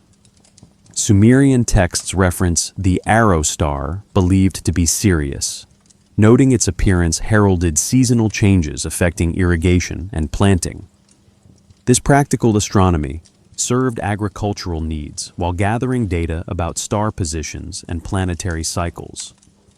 The Mul Apin Compendium from circa 1000 BCE catalogs 66 stars and constellations with rising times, culmination points, and divine associations. The text reveals centuries of systematic observation, tracking heliacal risings year-round with precision. It includes calendar adjustment rules, planetary visibility predictions, and shadow-length tables for timekeeping. Technical astronomy beyond what mythology alone might suggest. Hidden beneath narrative surfaces, these astronomical patterns wait for analysis. Not all scholars accept that precessional knowledge existed in 3000 BCE, arguing the required mathematics and observational consistency exceed demonstrated capabilities. Others suggest correlations emerge from pattern-finding tendency rather than actual encoding. The debate continues without definitive resolution. What remains clear: Sumerian culture possessed sophisticated astronomical knowledge expressed through technical texts and mythological narratives. Whether mythology encoded advanced understanding or simply reflected preoccupation with celestial phenomena, the night sky held significance beyond timekeeping.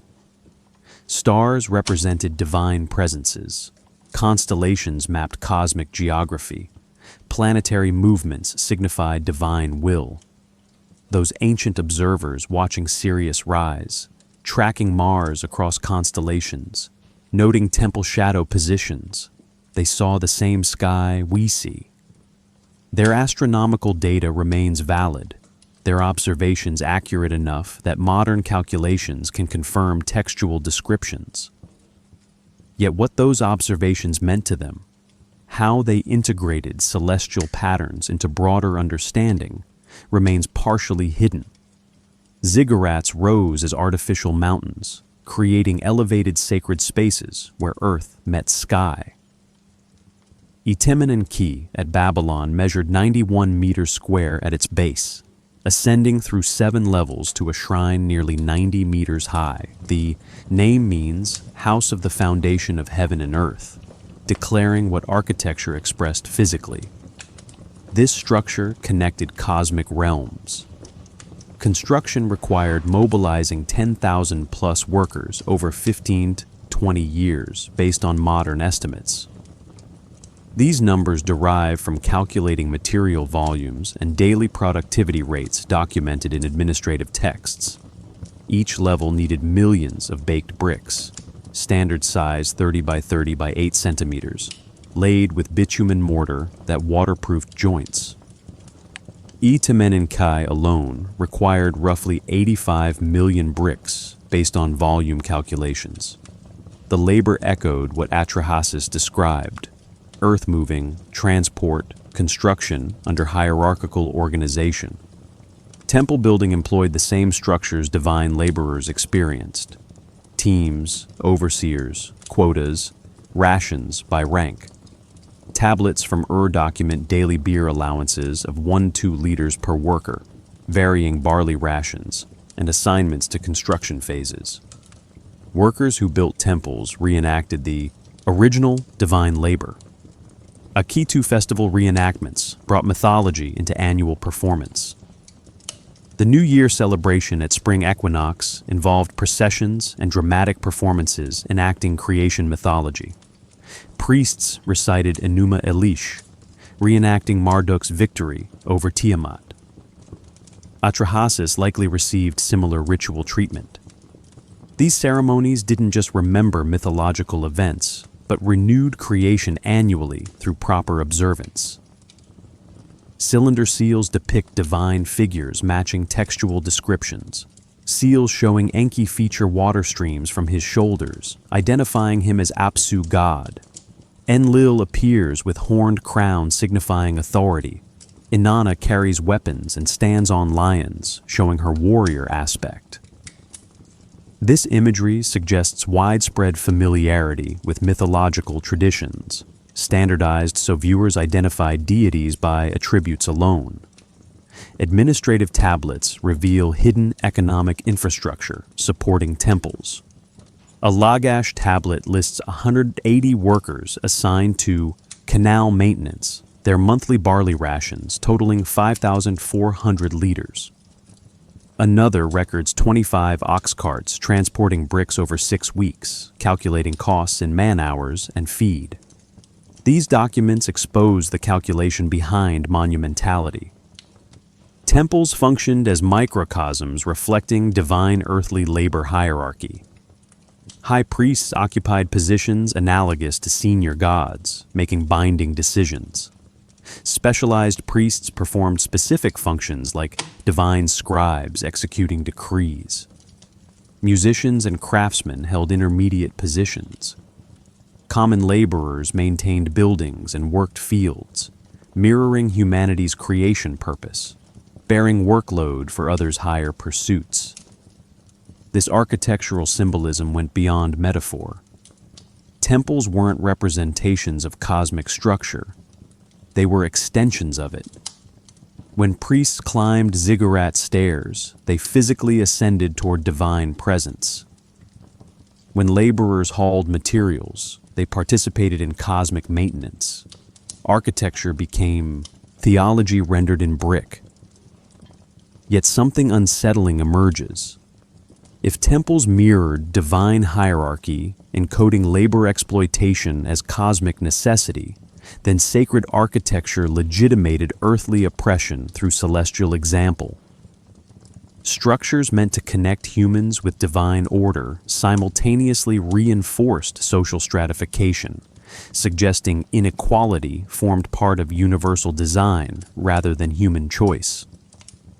Hidden within ziggurat foundations, sealed chambers sometimes contain dedication deposits, foundation tablets recording construction, ritual objects, occasionally human remains suggesting foundation sacrifices.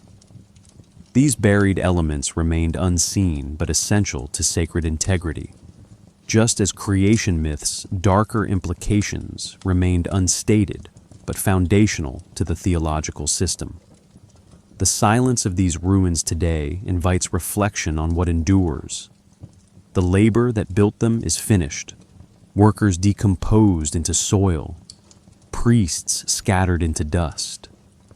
Yet structures remain, partial but recognizable, still connecting earth to sky through persistence against time.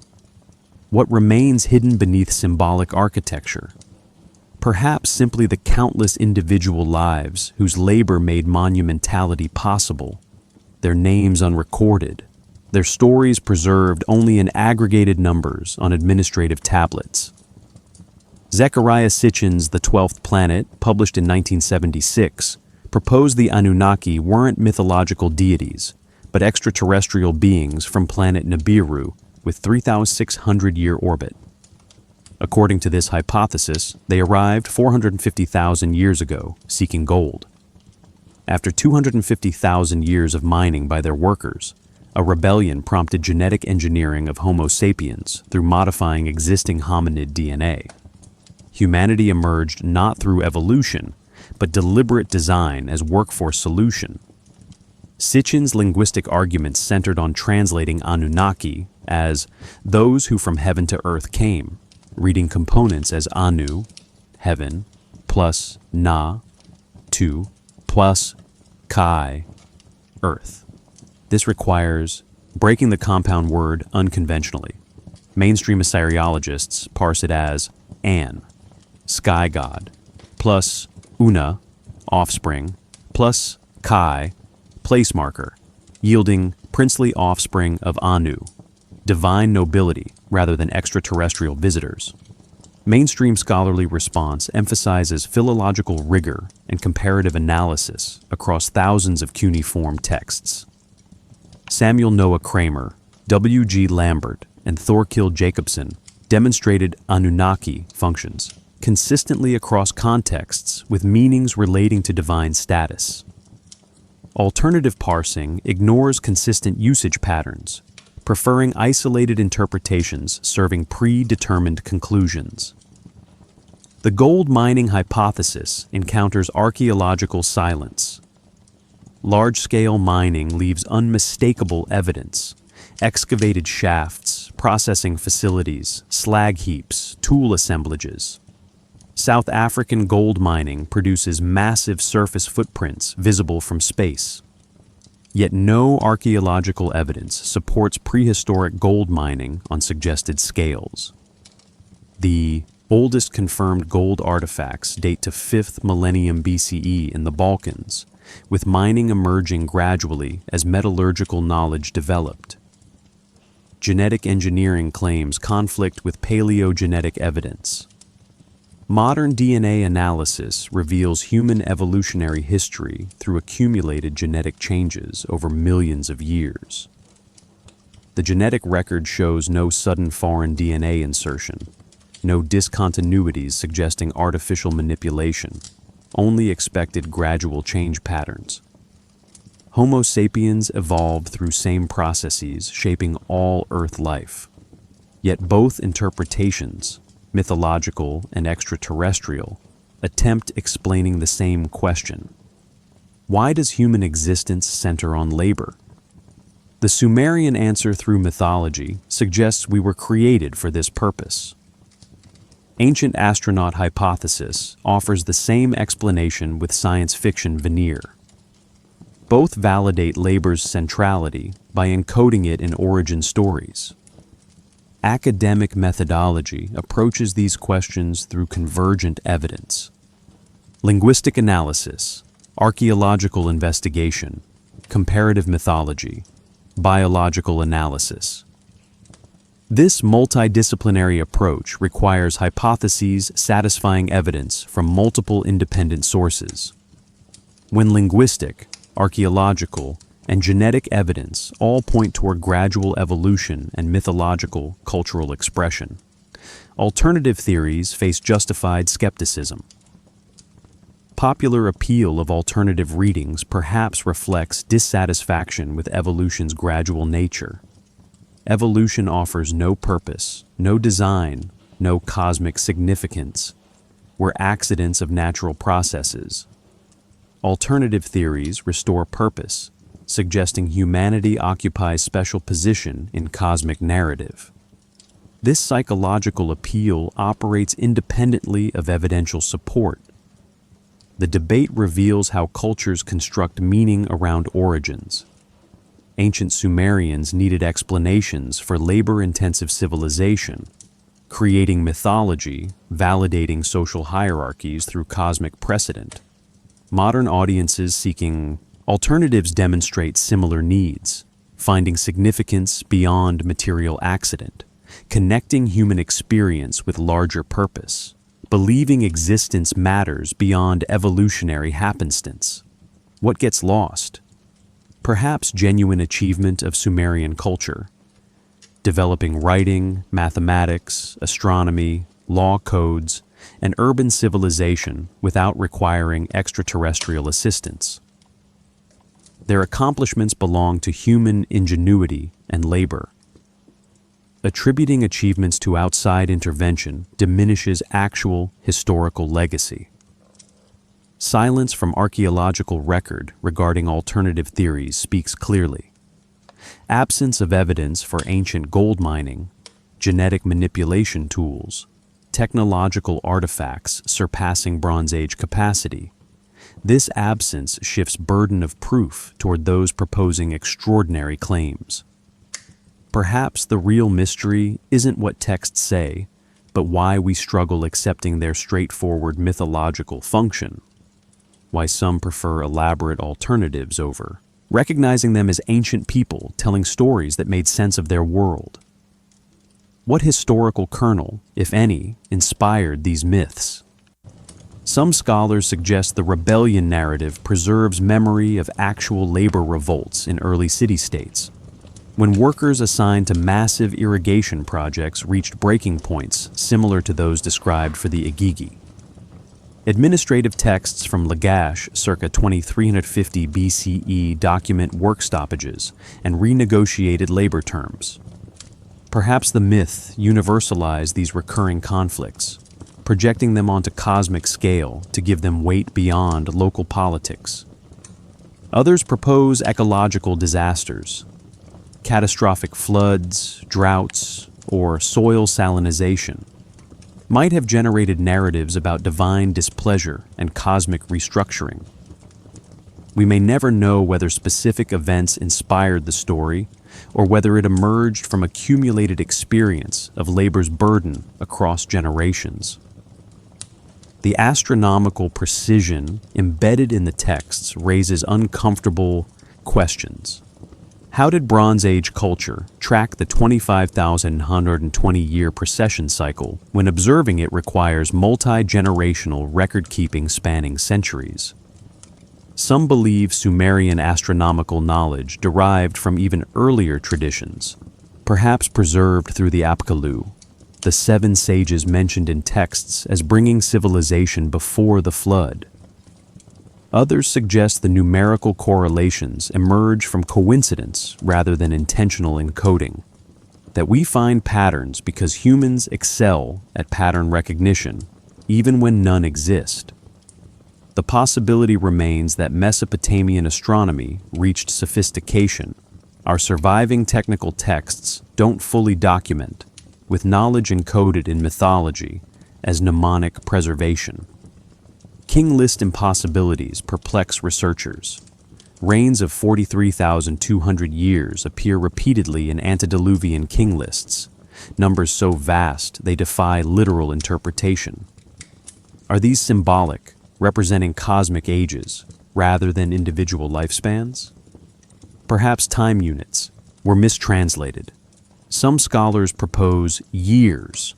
In these contexts meant lunar months or seasonal cycles, reducing apparent durations to more reasonable spans. Maybe the numbers encode mathematical relationships rather than historical chronology, serving purposes we no longer understand. The texts offer no clarification, leaving us to speculate about intentions of scribes who compiled these lists over 4,000 years ago. Global flood narratives appear in over 200 cultures across every inhabited continent. The question becomes, independent invention or diffusion from common source? Similar stories in geographically distant cultures, Sumerian, Hebrew, Indian, Greek, Chinese, Native American, suggest either universal human experience with catastrophic flooding or ancient transmission of a single story. Some propose all derive from Mesopotamian source, spreading through trade routes and population movements. Others argue flooding occurs commonly enough that cultures independently developed explanatory myths. We may never definitively prove either position, though the detailed similarities between Atrahasis and Genesis suggest at least some direct transmission occurred. The Apkallu, 7 sages who brought knowledge before the flood, appear repeatedly in Mesopotamian tradition. Were they historical figures, perhaps leaders of early settlements whose achievements grew legendary over centuries?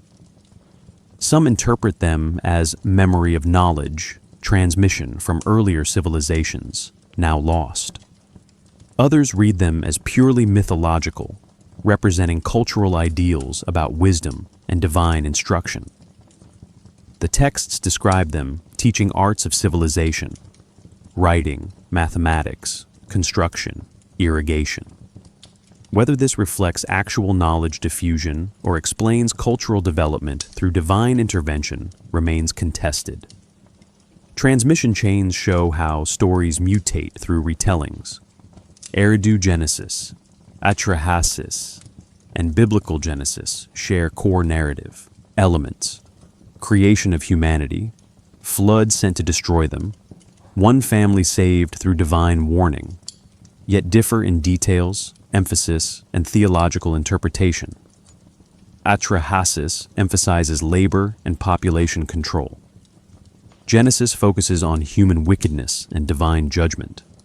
These variations reveal how cultures adapted, received traditions to serve contemporary concerns. Perhaps studying the differences teaches more than seeking original version that may never have existed as single authoritative text. Technology questions persist. The texts describe achievements like canals 60 kilometers long, precisely the kind of projects archaeological evidence confirms Mesopotamians constructed. This correspondence suggests the mythology drew from real engineering capabilities, not fantasy. Yet some descriptions strain credibility. Divine beings excavating rivers, shaping mountains, moving earth with supernatural ease. Where does plausible exaggeration end and pure invention begin? We face the challenge of texts that blend realistic detail with supernatural elements so thoroughly that separating them requires interpretive choices about what counts as possible. The questions multiply faster than answers accumulate. Each new tablet fragment potentially revises understanding, adds nuance, or introduces contradictions with previous reconstructions. The Atrahasis story remains incomplete, its missing sections perhaps containing clarifications that would resolve current debates or raise entirely new questions. Some answers may wait in Iraqi soil, preserved in tablets not yet excavated.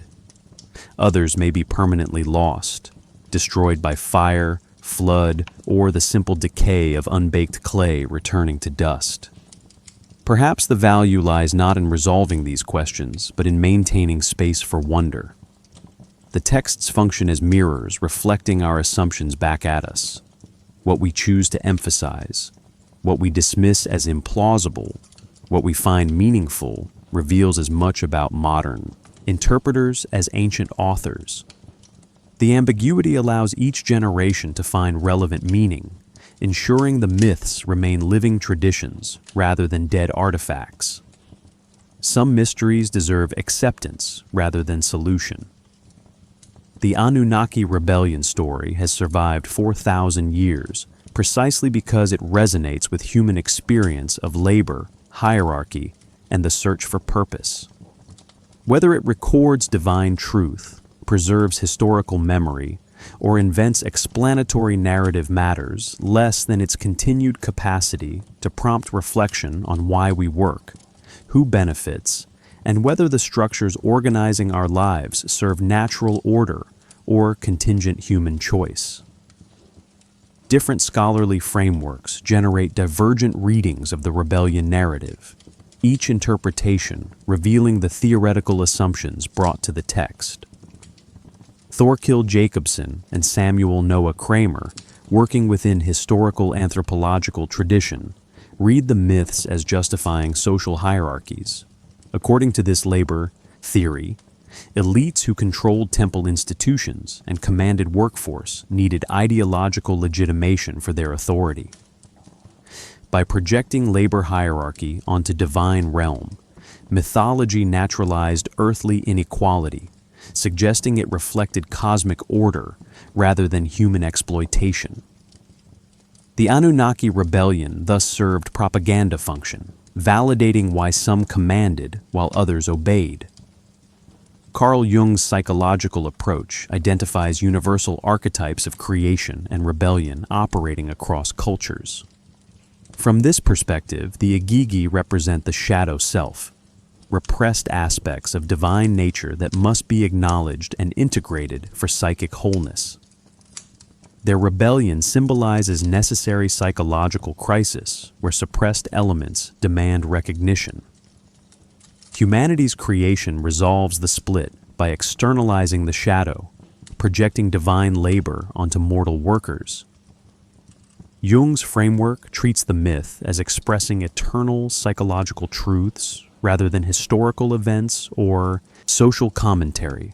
The euhemerist view, named for Greek philosopher Euhemerus, proposes myths preserve distorted memories of actual rulers who became deified after death.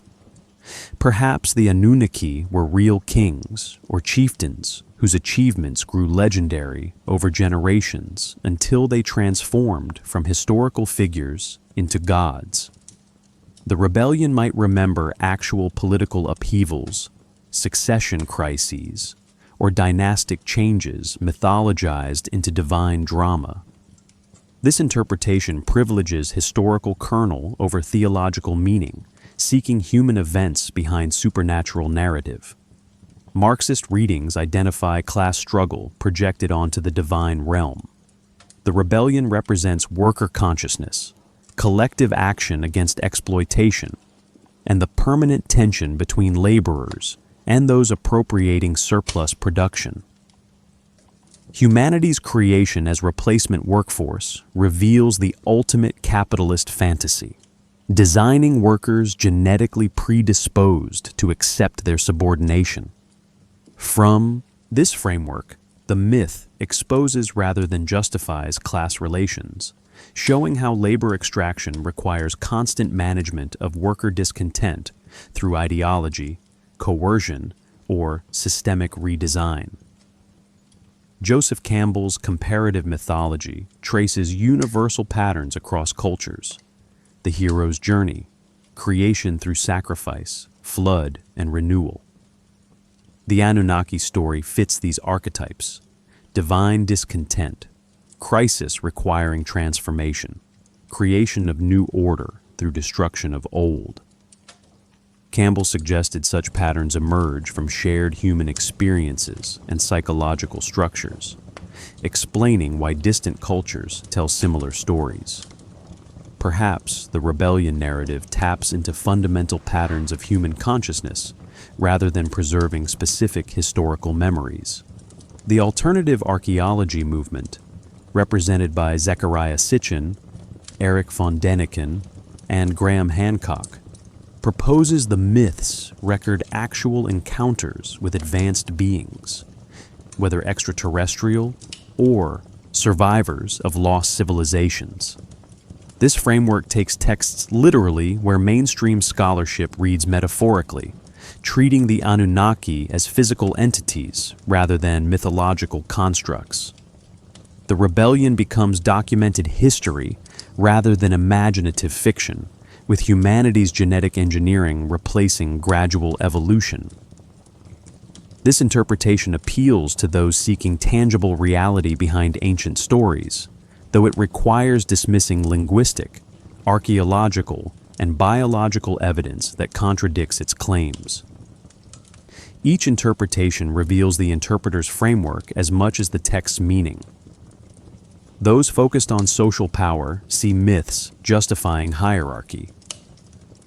Those exploring psychology find archetypes. Those seeking hidden history discover lost civilizations or ancient aliens. The tablets remain ambiguous enough to support multiple readings, their gaps and uncertainties inviting projection of contemporary concerns onto ancient narratives. Perhaps this interpretive plurality constitutes the text's greatest value. Rather than possessing single correct meaning waiting to be discovered, the Atrahasis story functions as what some call a Rorschach for human meaning-making, revealing what readers bring to interpretation through what they find within the text. The labor theorist discovers class relations, the Jungian finds psychological integration, the ancient astronaut theorist sees extraterrestrial intervention.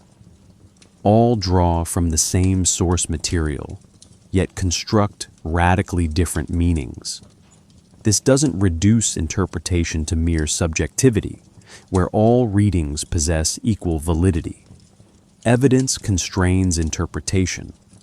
Linguistic analysis, archaeological context, comparative texts, and cultural patterns limit plausible readings while excluding demonstrably false claims. Yet, within constraints of evidence, significant interpretive space remains where theoretical frameworks shape understanding. The value of uncertainty deserves recognition. If we possessed definitive answers about authorial intent, historical reference, and theological meaning, the texts would become closed artifacts of past significance only. Their ambiguity keeps them alive, relevant, capable of speaking to contemporary concerns while maintaining connection to ancient context. Each generation reads these myths through its own questions, finding resonance with current struggles around labor, authority, creation, and human purpose. We may never achieve interpretive consensus about what the Anunnaki rebellion means. Perhaps that's precisely the point. Not all questions require resolution.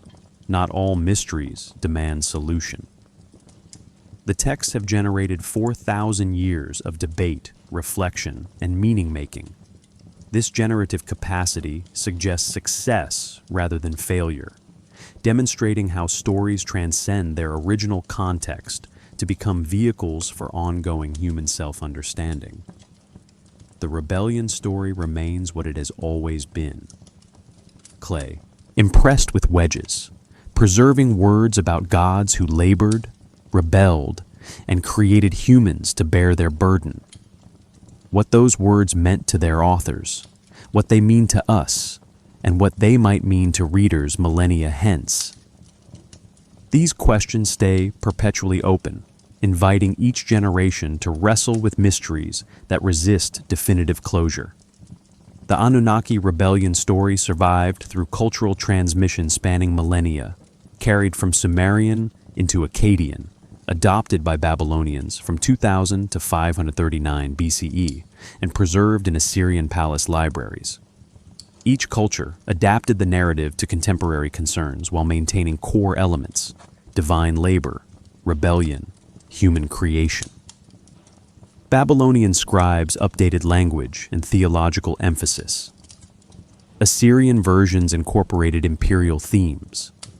The story transformed through retelling, yet preserved recognizable patterns across centuries, demonstrating how myths evolve while maintaining narrative continuity. Biblical echoes suggest transmission beyond Mesopotamia. Genesis 6 mentions Nephilim, sons of God, who took human wives and produced offspring, fragments possibly preserving memory of divine human boundary crossing, similar to Atrahasis themes. The Tower of Babel narrative shows humans attempting to build structures reaching heaven, echoing ziggurat construction and divine-human relationship tensions.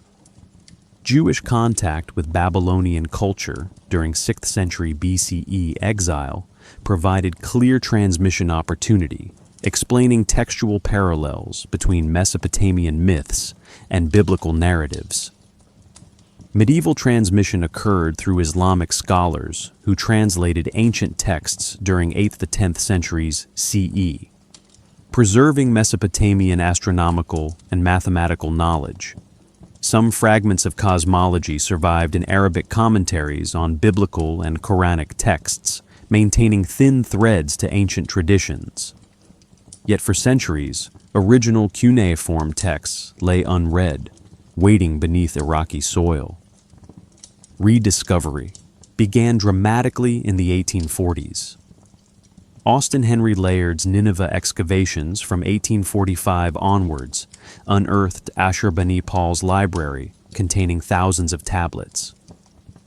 Henry Rawlinson's decipherment of the Behistun inscription provided keys to reading cuneiform, transforming meaningless wedges into readable Akkadian. Suddenly, voices silent for 2,000 years spoke again, revealing civilizations known previously only through biblical references. George Smith's 1872 flood tablet announcement created public sensation. Working at the British Museum, Smith recognized fragments of flood narrative paralleling Genesis, but predating it by over 1,000 years. His presentation to the Society of Biblical Archaeology generated newspaper headlines and theological controversy. The discovery demonstrated biblical narratives drew from older Mesopotamian sources, challenging assumptions about scriptural uniqueness. Smith's subsequent expedition to find missing fragments captured Victorian imagination. Reinterpretations exploded during the 1960s-70s ancient astronaut boom. Zecharia Sitchin's The 12th Planet in 1976 reframed the Anunnaki as extraterrestrial minors, finding wide popular audience despite scholarly rejection. This alternative reading demonstrated the narrative's continued capacity to generate meaning, even when interpretations departed from academic consensus. The text remained alive in popular imagination. Academic translations continued refining understanding. A.R. George's 1999 Epic of Gilgamesh included comprehensive Atrahasis treatment. Benjamin Foster's 2005 Before the Muses anthology provided accessible English translations of Mesopotamian literature. Even now, new translations appear as linguistic understanding improves and additional fragments surface, each contribution clarifying nuances of ancient language.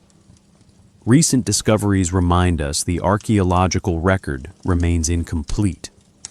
Iraqi excavations in 2019 near ancient Ur yielded new cuneiform fragments, some containing previously unknown Sumerian literary texts.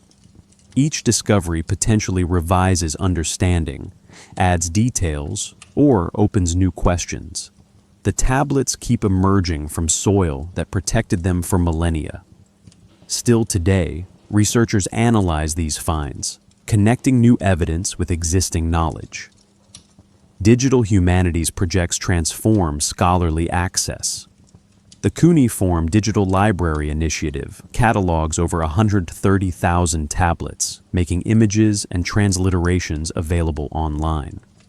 Computational analysis identifies textual patterns, tracks word usage across centuries, and reconstructs fragmentary compositions. Technology enables research impossible when scholars worked solely with physical museum collections.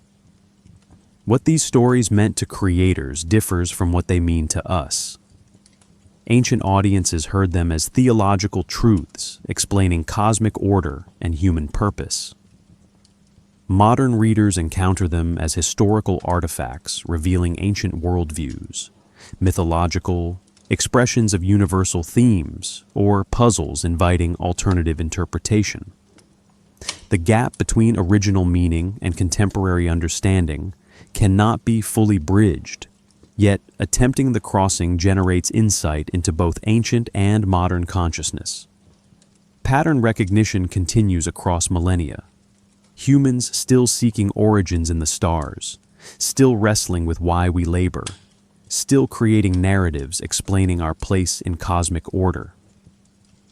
The specific answers change. Gods become aliens, become evolutionary accidents. Yet questions persist with remarkable consistency. Why do we exist? What forces shaped us? Do our lives serve purposes beyond survival? The search for meaning continues in museums where tablets rest in climate-controlled cases, in universities where scholars debate translation nuances, in popular media where documentaries present new theories. Even now, the Anunnaki rebellion resonates because it addresses experiences transcending historical context. The burden of work, the nature of authority, the relationship between creation and purpose. The stars above Iraq still turn in patterns the Sumerians tracked. The same constellations they named still mark the seasons. Rivers still flow through Mesopotamia, though their courses have shifted. The land remembers through tells rising above plains, each mound concealing millennia of accumulated human activity. And you, listening to these words now, participate in the story's continuation. By attending to these ancient narratives, by wondering about their meanings, by connecting them to your own questions about purpose and origins, you extend the tradition across one more generation. The story lives not just in clay and scholarship, but in ongoing human engagement with mysteries that neither ancient wisdom nor modern knowledge fully resolves. The clay tablets rest now in climate-controlled museum cases, their journeys from Iraqi soil to preservation completed. In London, the British Museum's Mesopotamian galleries hold fragments George Smith puzzled over. In Istanbul, the Archaeological Museum preserves pieces excavated from Babylon and Nineveh. In Baghdad, the Iraq Museum guards tablets that never left their homeland, survivors of looting and conflict, waiting patiently in darkness for researchers to return. These fragments of baked earth carry wedge impressions made by hands that turned to dust 3,800 years ago, yet the marks remain, readable, speaking across the silence of centuries. The same stars wheel overhead above the Iraqi plains that witnessed the first tellings of this story. Orion still rises in winter, its belt marking celestial south, as it did when Sumerian astronomers tracked its movement. The Pleiades still appear in autumn, 7 sisters the ancients called divine judges. Sirius still blazes brightest before dawn in summer, its heliacal rising once marking the year's beginning.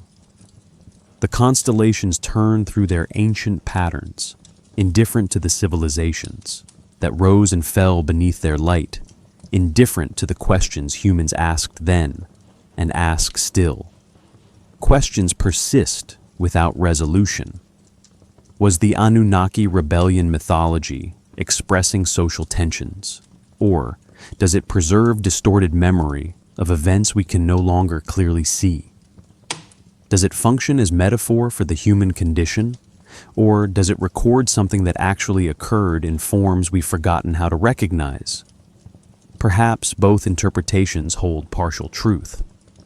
Perhaps neither captures what the story meant to those who first pressed it into wet clay.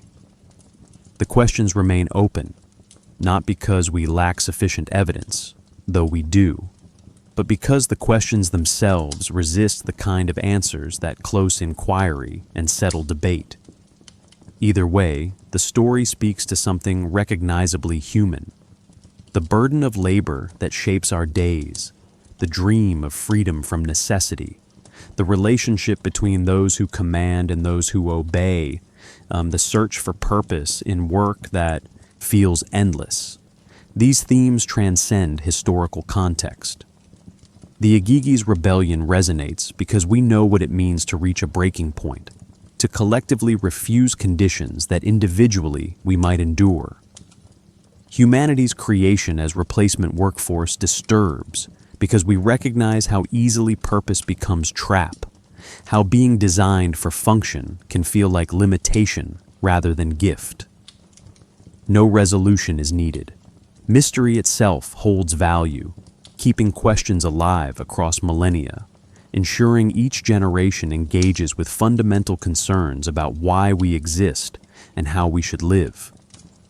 If we possessed definitive answers, the story would become an artifact of purely historical interest. Its ambiguity keeps it alive. Wind still moves across the Iraqi plains where Ur, Uruk, and Eridu once flourished.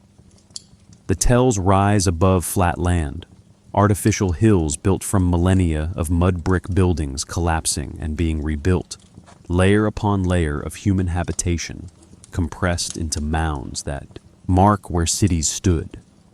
The Tigris and Euphrates still flow, though their courses have shifted, though dams and irrigation have altered their behavior, though the marshlands that once covered thousands of square kilometers have shrunk and been partially restored and shrunk again through cycles of human intervention and neglect. The rivers remember nothing, yet they continue the work they began before cities existed, carrying mountain sediment toward the Gulf, building land grain by grain. Cuneiform wedges hold their secrets still.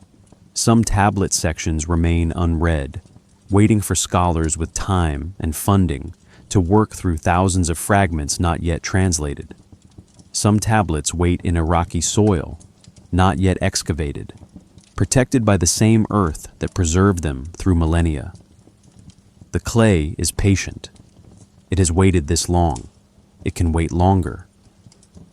You lie there now, breathing slowly, your own body subject to the same physics that govern Sumerian bodies, your neurons firing in, patterns not fundamentally different from theirs, your questions about purpose and meaning echoing theirs across the gulf of time. You participate in the same continuum, the same human project of making sense of existence through stories. Sleep comes gradually, questions dissolving like salt in water, stillness settling like dust after wind passes. The stars turn. Mysteries remain preserved.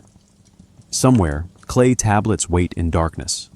The rebellion story endures because we still ask why we toil, still wonder whether our work serves purposes beyond survival, still dream of the freedom the Igigi sought when they cast their tools into flames and refused to continue.